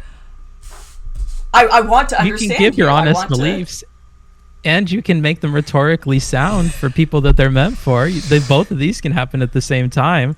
I think there's some give on the ideal way that you want to word them, and obviously there's going to be, because the ideal way you want to do things, as we've learned, like does not mesh well with everybody all the time. And you're not wrong, but does rhetorically sound to you involve saying things I don't believe is the question? No. Okay. And that's why I asked, like, who have you talked to in your life that you feel is reasonable in their criticisms? And I can't, like, it sounds like we don't have a lot of those. Destiny is becoming one of them that I think you're trusting a lot more. He is one of the few people that if he makes a criticism of me, I will honestly listen to it. In the political sphere anyways. I have family and friends, obviously, that I talk to all the time, but they're not in it with this world all the time. So if Destiny makes a criticism of me, I will know that he has probably actually looked into the information. There's a reason when people say Lauren shot immigrants with flares, Destiny won't be like, yeah, why did you do this? Because he actually cares about the factual information. So his critique I would take quite seriously and earnestly. Yeah. It's just that, like, when I reach behind the scenes, I find reasonable people not saying that you shot flares at boats. I find people that say, oh man, hold on. I won't give examples because I don't want us to get into a back and forth on that. Do you know specific Counterpoints? His name's Yeah, Connor. I like him. So I appreciate his critiques of me. We have lots of conversations behind the scenes about rhetoric, and he is always like, Lauren, he says a lot of the things you do. He's like, you need to stop being a fucking troll. You need to not just piss people. We talk about this all the time. So I do have reasonable people that I talk to, and there's back and forth there, disagreements, agreements. But what you find reasonable in criticisms of me and what I find reasonable are going to be different as well. There are people I can respect and people that I can listen to. That doesn't mean I'm going to 100% accept their analysis without pushback. I don't think they'd respect me if I did that. Right. And that's, to be clear, not what I'm asking. I just think you need to accumulate more of those people and then take the sum total of what they're saying. Because the other thing is, once you get a critical mass of those people that you trust and they're all saying one thing, even if you disagree with it, you have to invite this like extra sort of like step of, okay, 80% of the people that I trust, that I respect, are telling me that I fucked up here. Like, maybe I fucked up here. And if I did fuck up here, assuming that's true, what are the next steps from there? What do I have to do to rectify that wrong? And if you're fine with whatever the rectification is of that wrong, like you're like, oh, that's easy, I could do that. Like just correct like a stat in a video. Like, I'm okay with that. I don't think I was wrong here, but if all it takes to be right is to correct the stat, I'm willing to compromise on that, right? There is compromise you can find once you talk to those people. So this is interesting because I think behind the scenes people that actually know me and have watched a lot of my content that are more on the left, like I have a lot of friends that are leftists that are just like, please don't say publicly, like, and I get it. I completely get it. When they actually look into my video, they're like, so for example, Counterpoints, he's very reasonable. Would you agree? Very reasonable guy. So he watched through all of my Great Replacement video, which is probably like one of my most controversial things online, right? And then he watched Sean Vid's criticism of it, and he was like, your video is actually quite mild, the things you said in it. It's really the public association and some of the optical things about it that made everyone freak out about it. Because the comments that are made in that actual video are, here's like the Pew Research on immigration data. Some of the data may be a bit off, but that happens in videos and you're happy to address that. But the overall point is actually not that different from mainstream media assertions of mass immigration, demographic changes, all these things. And the assertion at the end, there was no assertion of a giant conspiracy or we need to get rid of brown people or anything like that. The assertion at the end is, should we consider the aspects that this could and the impacts that this could have on culture? And Counterpoints was like, okay, so I think you took a bad optical approach, and because of that, people have completely misunderstood the video, and part of that is your fault, Lauren. I think we should do a breakdown and analysis of this video today to do exactly what you've basically said, is break down what is correct in that, what is incorrect, and go through it today in a modern context with someone like Counterpoints, who is very I'd say reasonably critical of me and would have questions for me. So we actually plan on doing that stream in like 2 weeks. We're just planning it out right now.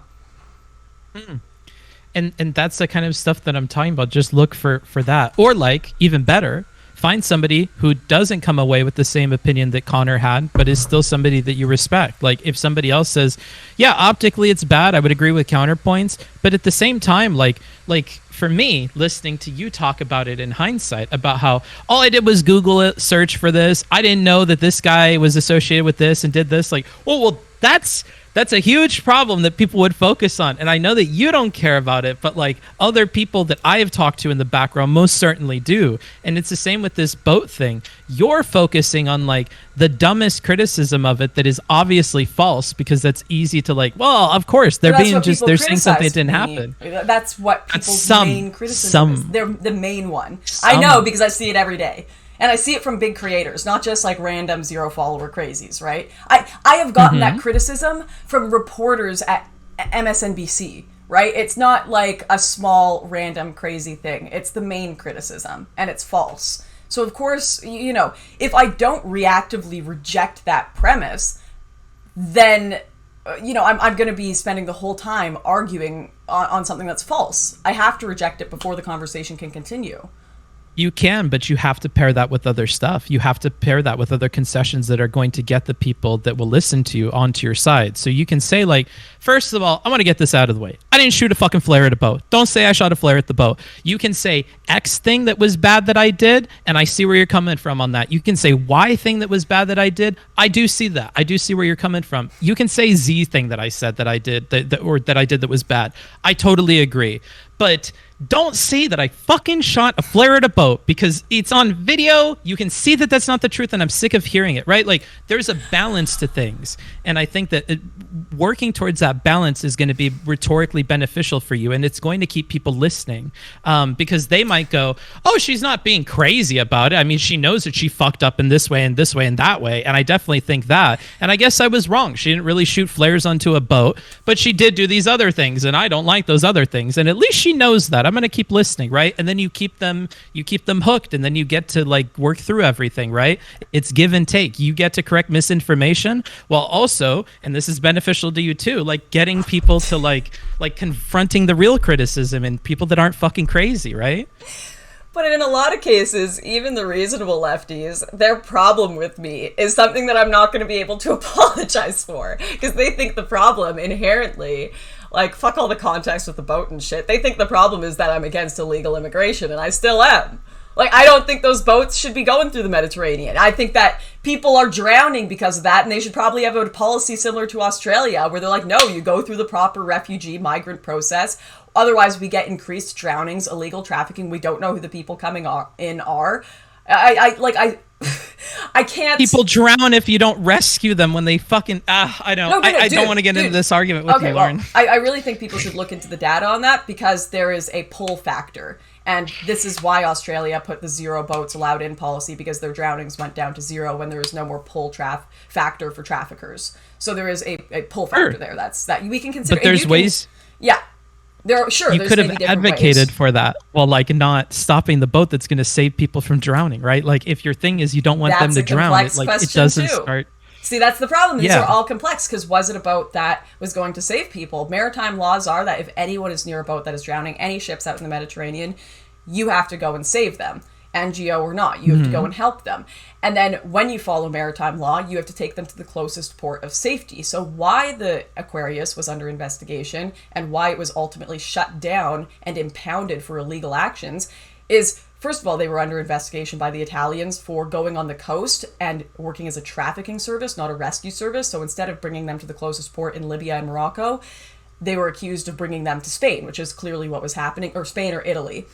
And then also the whole ship and operation was just operating illegally, which is why it was shut down. They were dropping toxic waste in the Mediterranean. I think it had like HIV on it. I think it was like 10 tons of it. It was crazy. 10 tons of HIV. Of HIV infected like clothing and stuff. They were dumping it into. You can look this up. This is all 10 tons of HIV. They were dropping into the ocean. I tell you.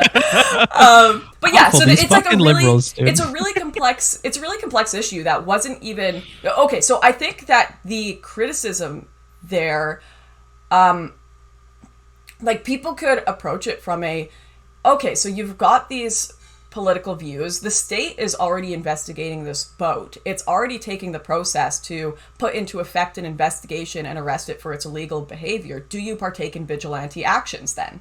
Should you, as a political activist, partake in vigilante actions when you don't feel the state is fulfilling the role that it should and the laws that it should put in place? That, I think, is a very interesting question compared to you shot flares at a boat.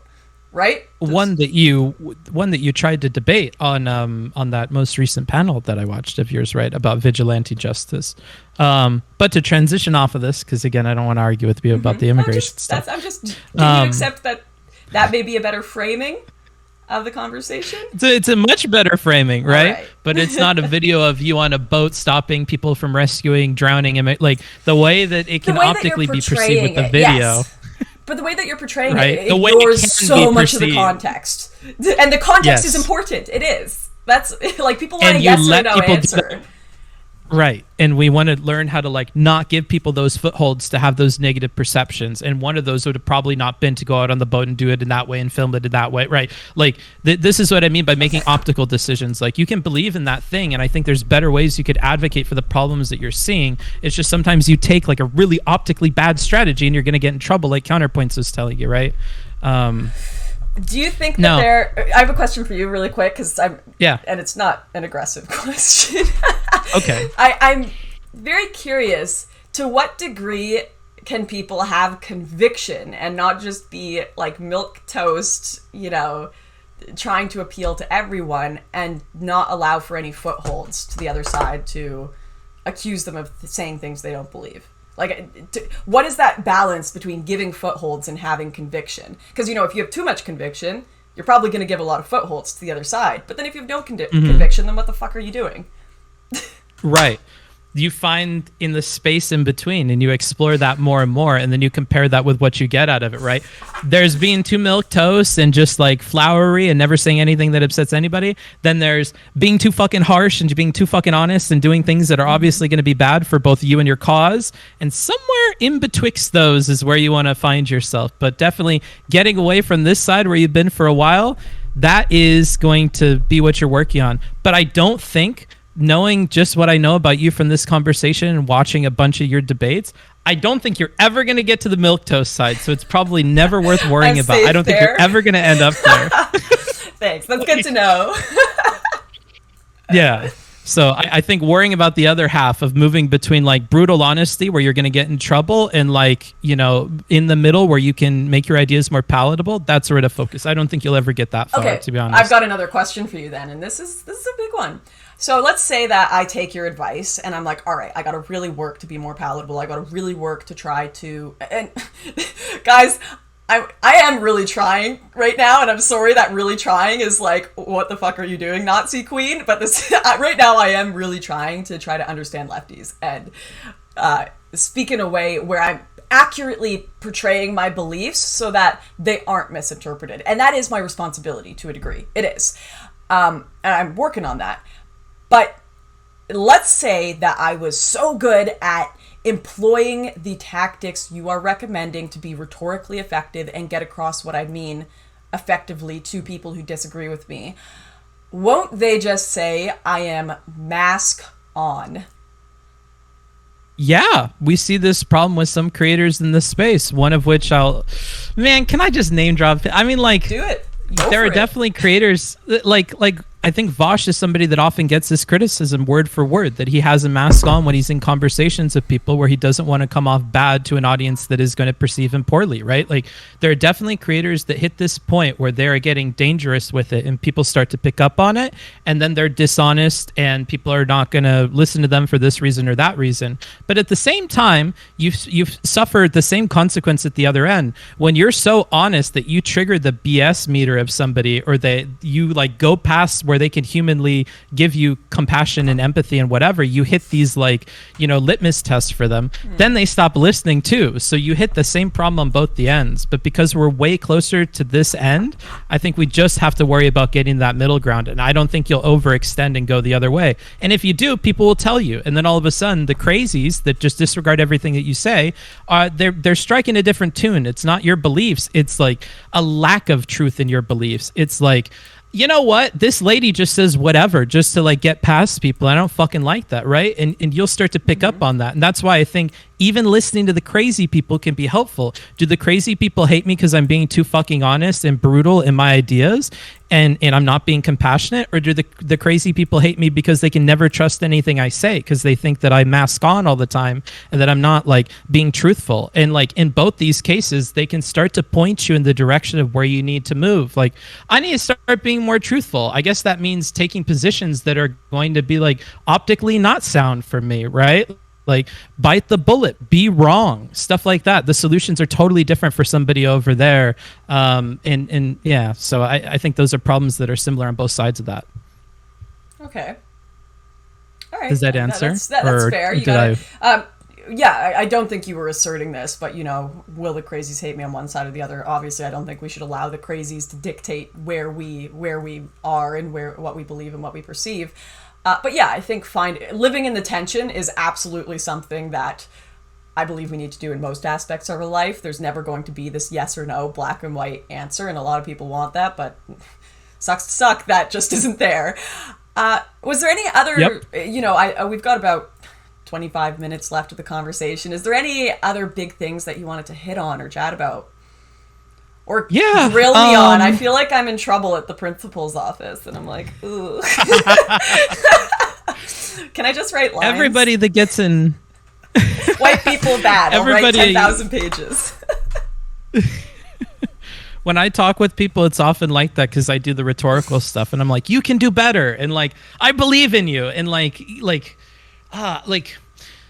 there's some people I really hate that say shit that like, "Oh, you shouldn't give her rhetorical advice. You're gonna help her fucking impregnate people with bad ideas or something." Like, no, I'm gonna help her not like be completely ostracized from the other side of the ideas. If you think your ideas are palatable on the other side of things, the better that she's able to communicate and listen and everything else, the better she's going to be able to mellow the fuck out. Because I really do think the more that you talk to lefty people and you're charitable to them, the more you'll mellow the fuck out on your points, because you'll start to understand where the other side is coming from, and you'll see like, oh, okay, so like you believe that, I believe this. If I could Thanos snap like either one, maybe I'm picking different sides for different issues, and because of that, I'm starting to understand that I'm going to be limited by like practically what's possible in different countries, and an in between is going to be where I fall instead of like on either ideological I think you're going to move, whether you want to or not, the more that you talk to those people, and the more that they become trusted folks that you go to for that, and the more that you understand them.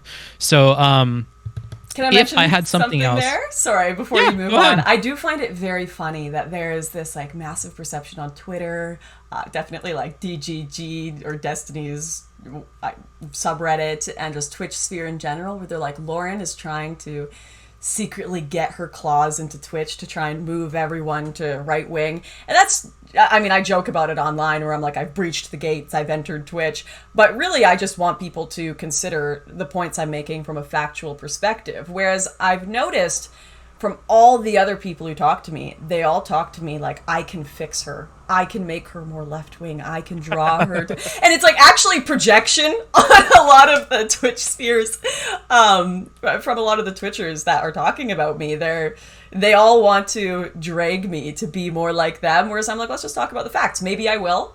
Maybe you'll convince me. Maybe you'll say something that I find really compelling and I will change beliefs. But I am not coming in here for that purpose to say, all of you people, you need to become more like me. I want to present interesting facts and ideas to counter narratives I believe are false. But if you don't want to become right wing, I don't give a shit. Like, that's fine.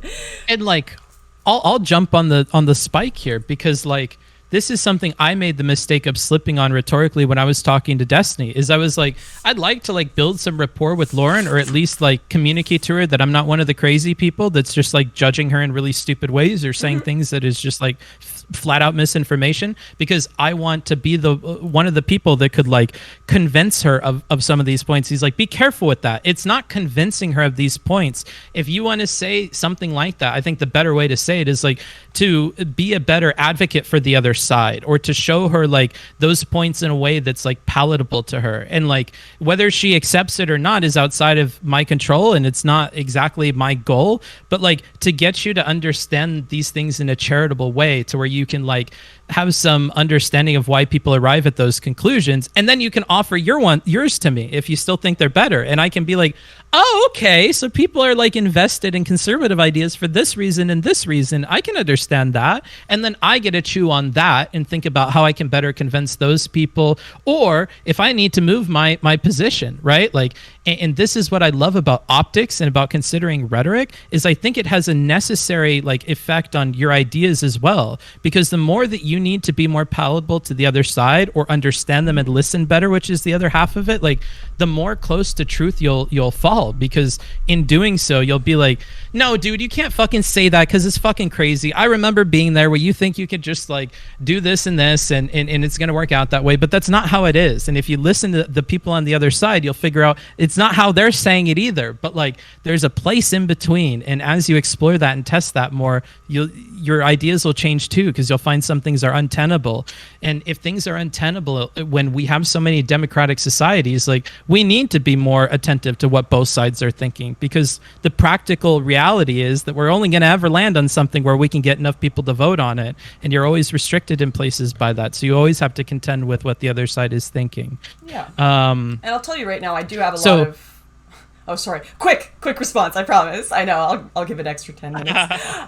No, I do have a lot of respect for you. I think you have engaged with me as a human being. I think that you're very thoughtful, and I could have a conversation with you where you could probably convince me of things. I believe that. Convince me of things that, or at least the ability to see things from your perspective, because I think you approach things from a honest and logical approach that definitely considers optics more than I do, which is something I need in my life. I need to understand that better, so I respect this conversation. I just think a lot of people, when they talk about it, and this isn't necessarily just you or all you, I see it all the time whenever people mention this, I can fix her, I can drag her my way. I see it as very patronizing. I'm like, I am a human being with my own mind. A lot of you talk to me like I am a creature that you can train to be one way or the other, and that's not going to work. That's like, it's weird to me. Yeah.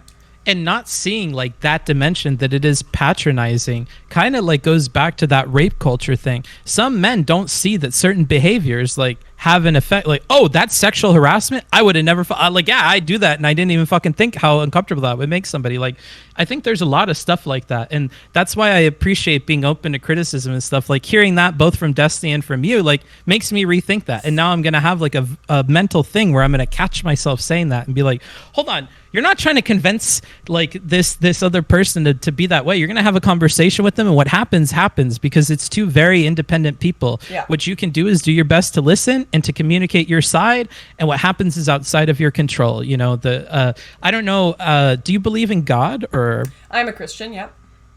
Okay, like I would say that it's in God's hands at that point. Yeah. Like you can do the best with your agency, the other person can do the best with theirs, but what happens is it's up to God. And people are going to troll me about that, but that's honestly what I think. So we have two different things we could do.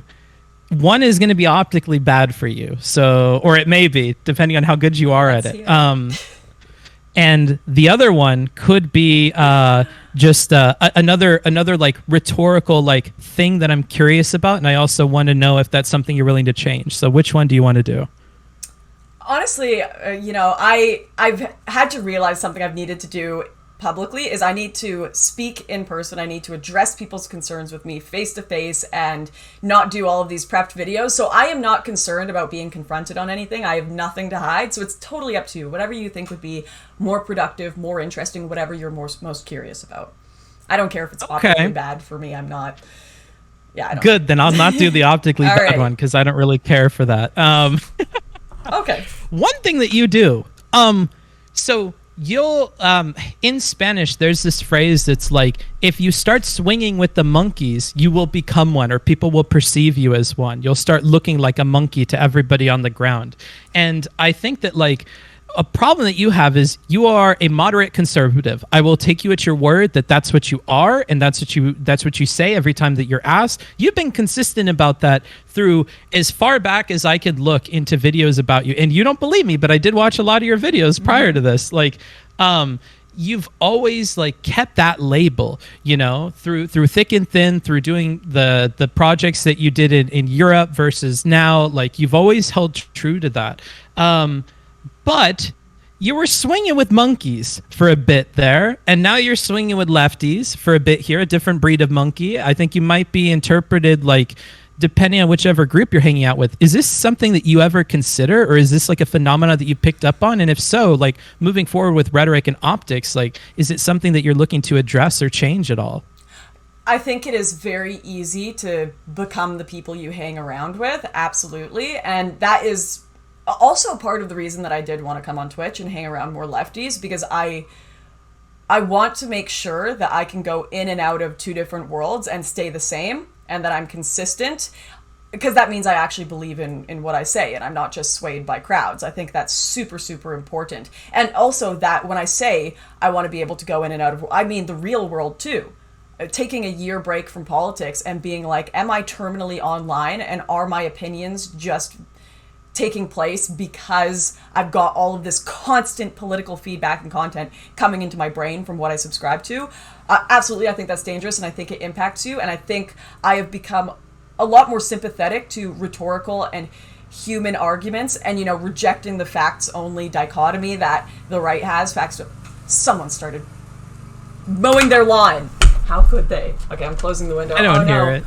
I can hear it and it's pissing me off. I'll be right. Okay, great. Careful, I'm you're not pulling wearing my proper volleyball pants. shorts all the way down for you pervs, and I'm gonna go close the window.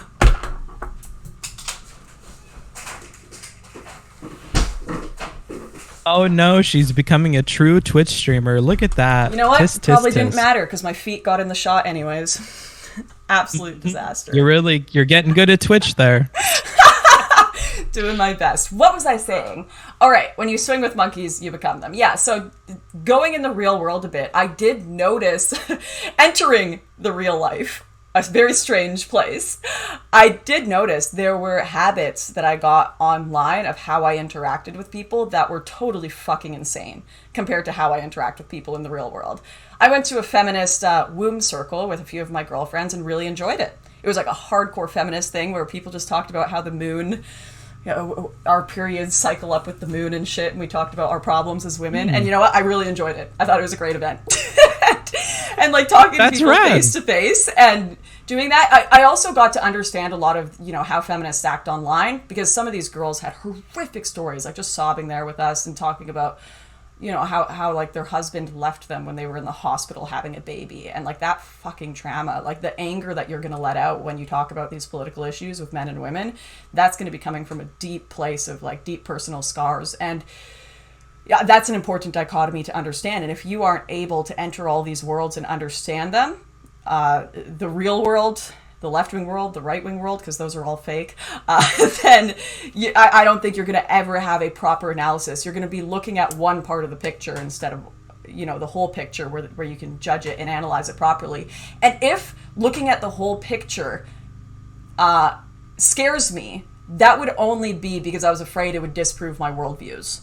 That would only be, and I saw this with some conservatives that I really didn't like. They're like, no, just never watch lefty content. They're all stupid and dumb. And I was like, but that's what they do to us, and that's why they think we're all Nazis. Like, because they just don't watch it and assume that. They assume they already have the whole picture when they don't. So, you know, people think that politics changes or people's minds change in a year. Dude, maybe I will be a lefty in 10 years. I don't think I will be, but if I were to become one, it would take 10 years. I'll tell you right now, I don't fucking believe anyone who becomes a lefty overnight. It's bullshit. They are lying to you. They want to get a job. They're tired of, you know, I literally look at some of these de-radicalization sites where it's like, sign up and get de-radicalized today. And I'm like, that is a Nazi job hunting agency, because no one changes their views to left-wing overnight. They might as well put a swastika up in their office. Yeah, so if I were to become a lefty one day, sorry people that want to slowly or drag me to the left, it would take me 10 years because I actually really fucking consider and think about my views and would have to really, really think about that. And I have a lot of beliefs about the world that I would have to unpack over time. So that's, yeah. You're a stubborn Nazi and that's not going to happen overnight. Alrighty. Well, should I let you go? You got other stuff going on? We've got 10 more minutes, actually. I mean, if you had any more questions, we can do that. Or maybe I can ask you a question. Either or. Do you have anything in particular burning a hole in your brain there? I have two. One, what are your politics, like spark notes? Do you have like a political... I know you like to kind of stay neutral and just analyze people's perspectives from your autistic perspective, which I respect. We're all on the spectrum somewhere if you're on online politics. But what are your actual politics, spark notes? So I don't know if I have politics because it's always depending on what's on the ballot. Like I've attended Trump rallies. I've attended Bernie barn bust things. I'm not sure if I'm saying that right. I don't know. I've been to a lot of different political events in real life, so it's tough to judge on that. Every time the ballot comes in, I just read whatever I have the opportunity to vote on, and then I go, okay, well, that doesn't seem like it's very good at all, or this seems like it's all right, or well, I don't have any good option here. I'm just like not going to fill this in. So I'm not a super political guy, which makes it easier to like watch these conversations, because it's like, I like that. now Yeah. if I could Thanos snap something, Lauren, this is very different. I would Thanos snap this socialism shit, because that would, if that can work, that sounds perfect. Everybody gets a house, everybody gets food, everybody gets water, everything is the state. We don't have to worry about shit. We can all be poets, like, for sure. Boom. Like, free immigration, go everywhere. I can go to any country that I want, and if I like it there, I can live there, and there's no housing short. Like, that sounds like utopia. Sign me up, you know? But I think the practicality is more so what I focus on when I do political stuff, and I try not to go into philosophy too much. Curious. You say these problems are complex. But when I say it's complex, it's like, people need answers, Lauren. Rhetoric, optics, you gotta say it right. You should watch my latest video on Charles Fourier. He wanted to do that Thanos snap into socialism and had some very fun ideas. Have you ever heard of Charles Fourier? He's like one of the founders of socialism. I watched a little bit of it, but then you were not being very palatable to lefterly people, and you were talking shit on socialism, so I clicked out. You lost me. You gotta watch the whole thing. It gets palatable. It does, I promise. Like all of your content. I gotta watch the whole thing, but you do not make it easy, okay? You do. I even shit on Nazis in it. You'll like it. Just watch it to the end, all right? But no, Okay. he perceived a society where we had mandatory hot priests that would have sex with incels, big titty priest GFs, for free. Unless you didn't live in the commune, then you had to pay for them, and you got to pick them by personality type. It was pretty, and the oceans were going to be lemonade. Ooh. So, I know. And we would have whale chariots, and we would send all the Jews to the Middle East on the whale chariots. So that was a bit. He got a bit weird. Jesus. Well, at least you got to that part of it with him, because you missed that like little detail when you were doing your other video about the Great Replacement shit, right? Here's a question that's more human. Do you ever feel drained by discussing politics, and in particular, like the issues that you've chosen to advocate for on the side that you've chosen to advocate for them? Yes, I think that there. Oh, I remember getting to a point, and I really hated this, where I felt like I was just going through the motions, and it's like, well, time to make another video criticizing feminism, and that was one of the 10,000 compounding factors of why I took a break. I'm like, this is useless. There's nothing, like, fucking why. This is, just fast food for people who agree with me. Which is why when I came back, I'm like, no, like, I have to do something useful. I have to actually, if I want to be involved in politics, I don't just want to be, I hate this, I hate the word grifter. I hate it because I find it so often just, like, thrown at literally anyone who makes money in politics. It doesn't even matter if you're doing good or bad, you're all just grifters. But genuinely, on a deep level, I didn't want to just do that. I want to do something that's productive. So, like, even conversations like this. As a follow-up to that, I know you love making documentaries. You clearly like making videos to some extent in the abstract. The topic is really what affects it. Why don't you ever choose to cover stuff that's not politics? Why continue to cover politics and political issues in particular as opposed to other stuff that you love?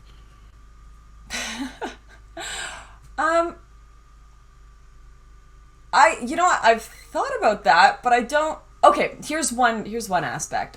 I like my online political world to just be about politics because I know how insane political people are, and I don't want them to seep into the rest of my life. They can have this part of me. They can have this politically passionate Lauren. You don't get to have the Lauren that likes cooking. You don't get to have the Lauren that likes brewing wine. You don't get to have the camping Lauren. You don't get to have the Lauren that enjoys her family and friends, the mom Lauren. You don't get to have that Lauren. That's not for you people. You get the politics Lauren, and that's it. That's for me. That's for my real life. Okay, here's a follow-up then to that. If you could, like, Thanos snap, like, make reality, a reality in which you had the same amount of people that followed you, but instead of following you for your political takes, they followed you for content about the things that you love, would you snap that into reality? Would you go back and do it that way? Yeah. Yeah. Do you think there's ever going to be a day in the future where there's enough like dying down of the hate and a lot less crazies to where you'll be able to invite some more of what you love into your content, or no? No, I'm a realist. I don't believe that. I think that sadly, my family, I can't get into this because, like I said, I make sure to have very real, clear lines. But, my family are in danger, unfortunately, already. And it's been, it's terrifying that the conversations I have to have are always so, like, holy shit, is someone going to, find out where we live? Holy shit, is someone going to do X, Y, Z, dox us? And these things like that have already happened. I've had notes left on my car outside my house. So, no. I don't think there'll ever be a world like that. And even if we got so close to that point, the idea of one person, even just one person being on the fringes, is just too dangerous. The amount of times that people don't see that I have interactions with the police, that I've had to get like restraining orders, that I get I had someone that was flying to Canada and the police had to get his schedule and had made threats against me and was coming just to find me, and they stopped him at the border and were able to question him, and that took... And they found out he had all of these other restraining orders from women, and they were able to stop him. But, like, imagine if I weren't so on top of that, like, watching, making sure he didn't come and actually find me and my family. And he's not allowed in the country now because of those intentions that he had. So it sucks. That's just the reality, and I'm very much a realist. I don't think that'll ever change. Like... Man, that's kind of sad. Like, I'm still kind of reeling back from that. That's sad to think about. Because I wonder, like, oh man, the universe in which you like never did politics and you just did a bunch of cute shit that you actually liked. Like, I wonder what that reality would look like for you. I think about that too. Well, you can, if anyone wants to see that. Actually, no, I'm not going to do this. My sister, I won't tell you her channel, but my sister is a big Twitch person. She's a huge Twitch personality, and she just does what she loves, and she's a total like hippie, amazing. And a cutesy world, and it's like we are such two different worlds. She's like, what's that thing from Stranger Things? The two worlds that they are. What's the lower one called? Oh fuck, I don't remember. Yeah, the upside down. Yeah, my sister's like up, like living her life, doing what she loves on Twitch, and then I'm in the fucking upside down.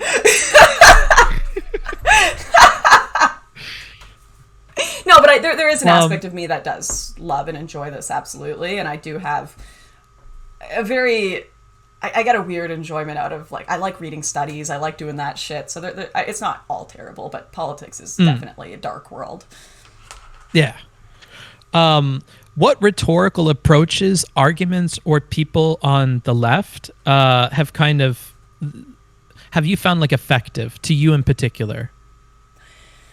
What people on the left are effective? Or arguments or approaches, yeah. Like, I really like the way this guy talks about stuff. I may not agree with him, but I love the way he talks about it. Even something like that. I liked Zizek's debate with Peterson. I thought he did very well in that. Making points about, like, great, we clean our room. That doesn't really matter if wider society is broken. You really think some random North Korean cleaning his room and getting his life in order is going to help change his life if there's an oppressive regime he's living under. So I think there's some really interesting arguments you can take from leftists that I enjoy. I actually have started, people will probably know this because one of my last debates was with a manosphere guy where I was just like, what the fuck are you talking about, man? So I follow a lot of feminist voices that I listen to, and I disagree with them on so much, but they do every once in a while have these nuggets where I'm like, that's an interesting point. That's an interesting analysis of gender dynamics. Like, one thing this is why I hate people asking me about how have your views changed? Because in a lot of cases, it's like little analysis of a wider problem, and it'll be like one thing here and there that I've adjusted. So, like, I believe in power dynamics. I think we really need to be careful about power dynamics. I don't think power dynamics is a rape culture. So on the wider level, I'm like, that still doesn't change the whole idea there. But like a man or a woman having a job and telling their secretary you should do so, or being the boss and telling their secretary, hey, you should come over and go on a date with me. That is going to create a pressure of, am I going to lose my job if I say no? And we need to talk about these dynamics that happen in our culture. And I think we need to do it on a rational, reasonable level so that we don't push people away from that conversation. So like little things like that, or immigration, that was a big one where I was like, actually, these people are victims of a corrupt system as well. Like, it's not all these fucking invaders. Like, come on, people. But because my usual conclusion still remains the same, which is I still am not for illegal immigration, or I still think feminism has a lot of issues and there's a lot of man hatred there, and I think that their analysis of data on the wage gap and stuff is wrong. People don't care about these little changes that I make in my ideology, even if I get a lot of hate from right-wingers for making those changes. People don't care. So I'm like, all right, I'll believe what I believe, and I'll make the analysis I think is correct, and that's that.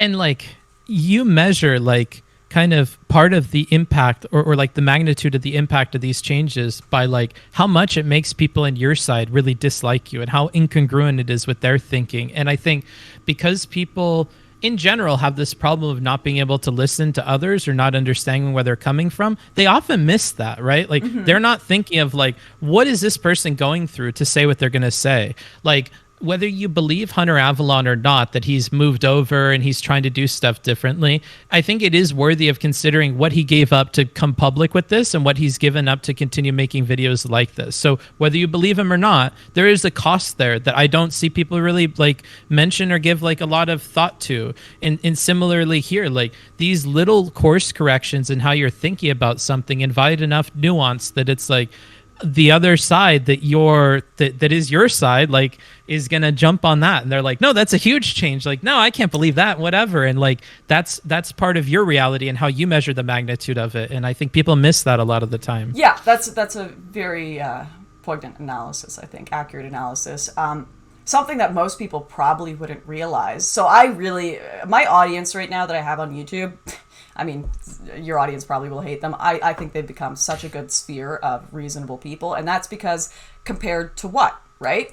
So when I did that video coming back, once again, probably something none of you guys would notice, I lost 200,000 followers on YouTube.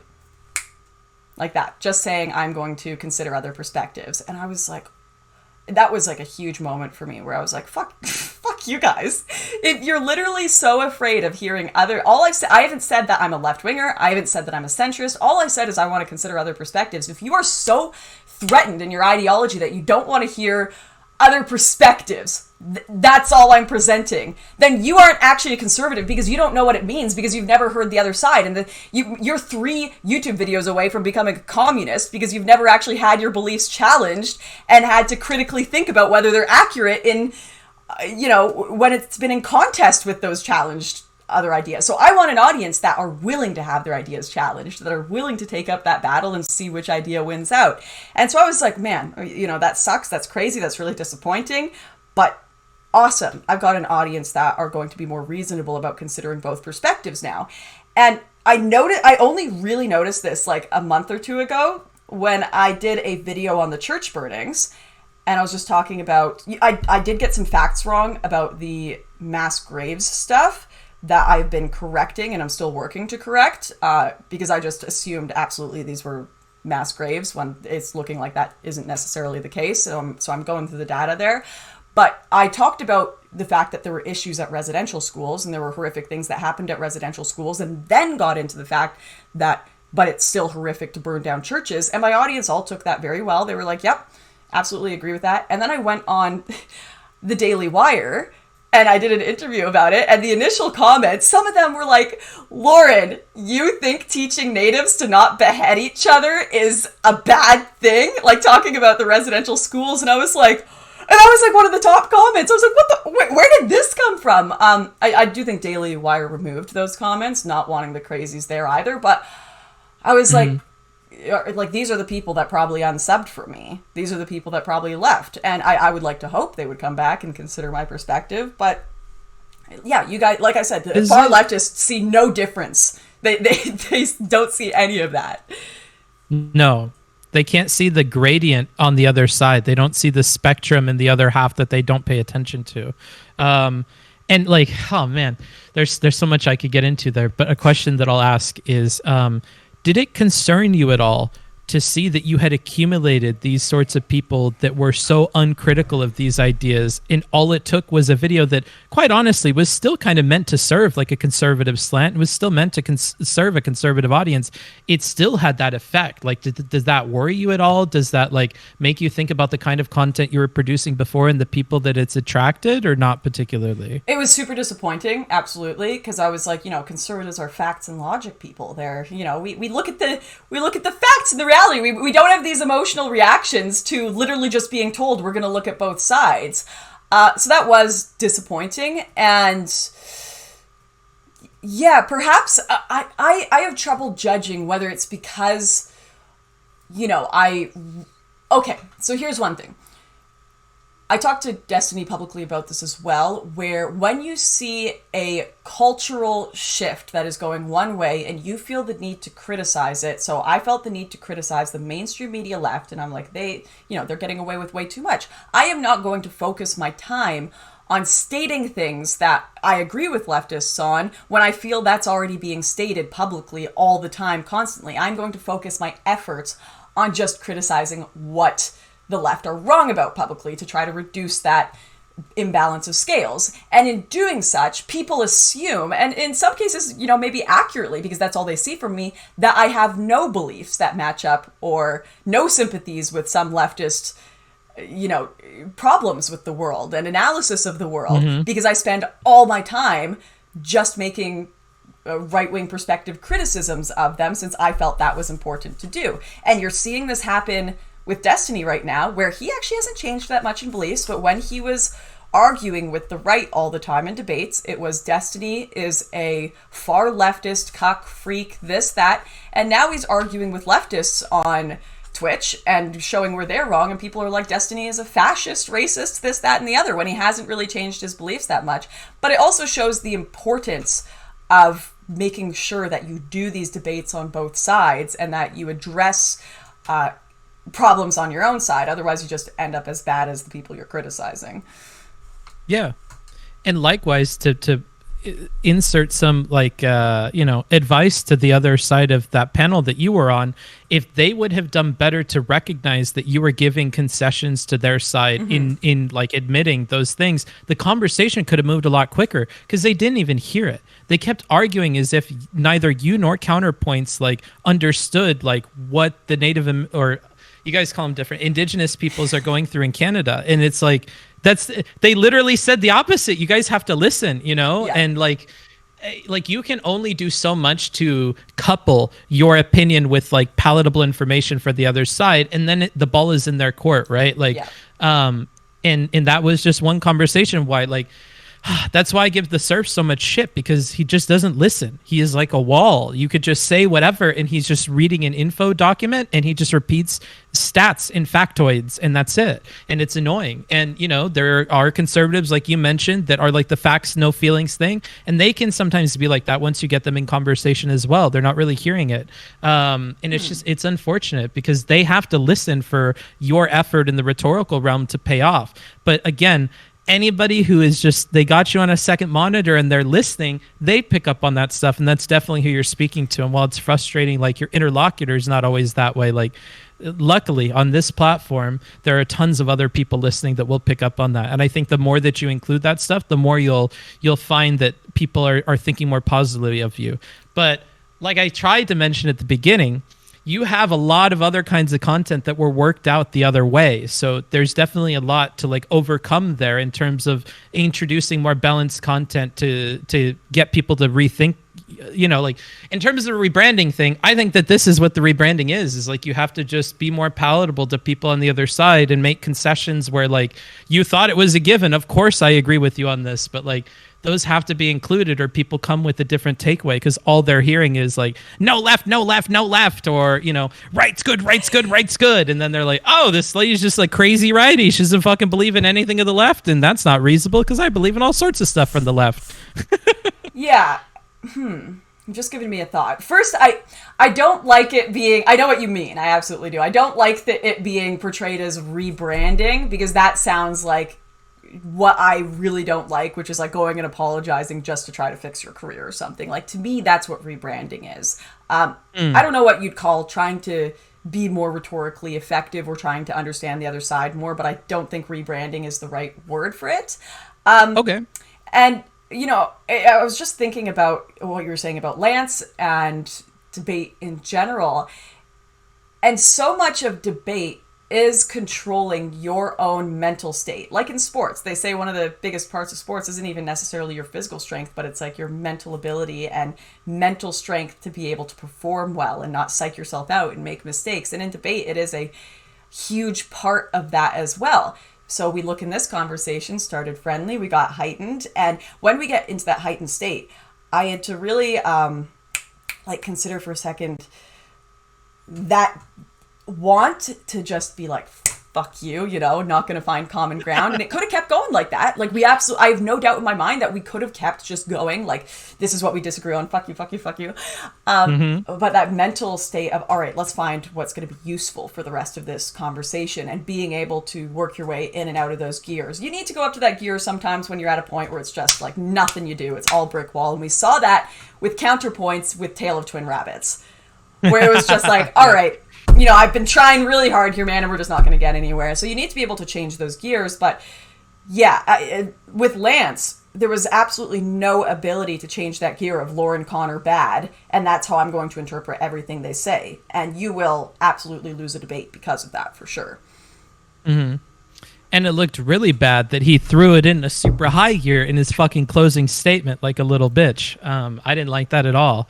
Like, oh, now you have all these shitty things to say, huh? Right. Interesting. Like, Curious. you sucked ass the whole time, didn't listen to anybody, had factoids, and now all of a sudden you're throwing a bunch of shit that you hadn't mentioned this entire time. Interesting.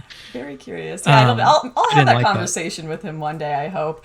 Maybe I'll just have to accept his no debate, no mod premise, which, okay, give me an honest analysis of this. I think it is sus to say, I want to do a debate, but there can be no mods. Like, that is a condition. Is that sus to you? Because that's sus to me.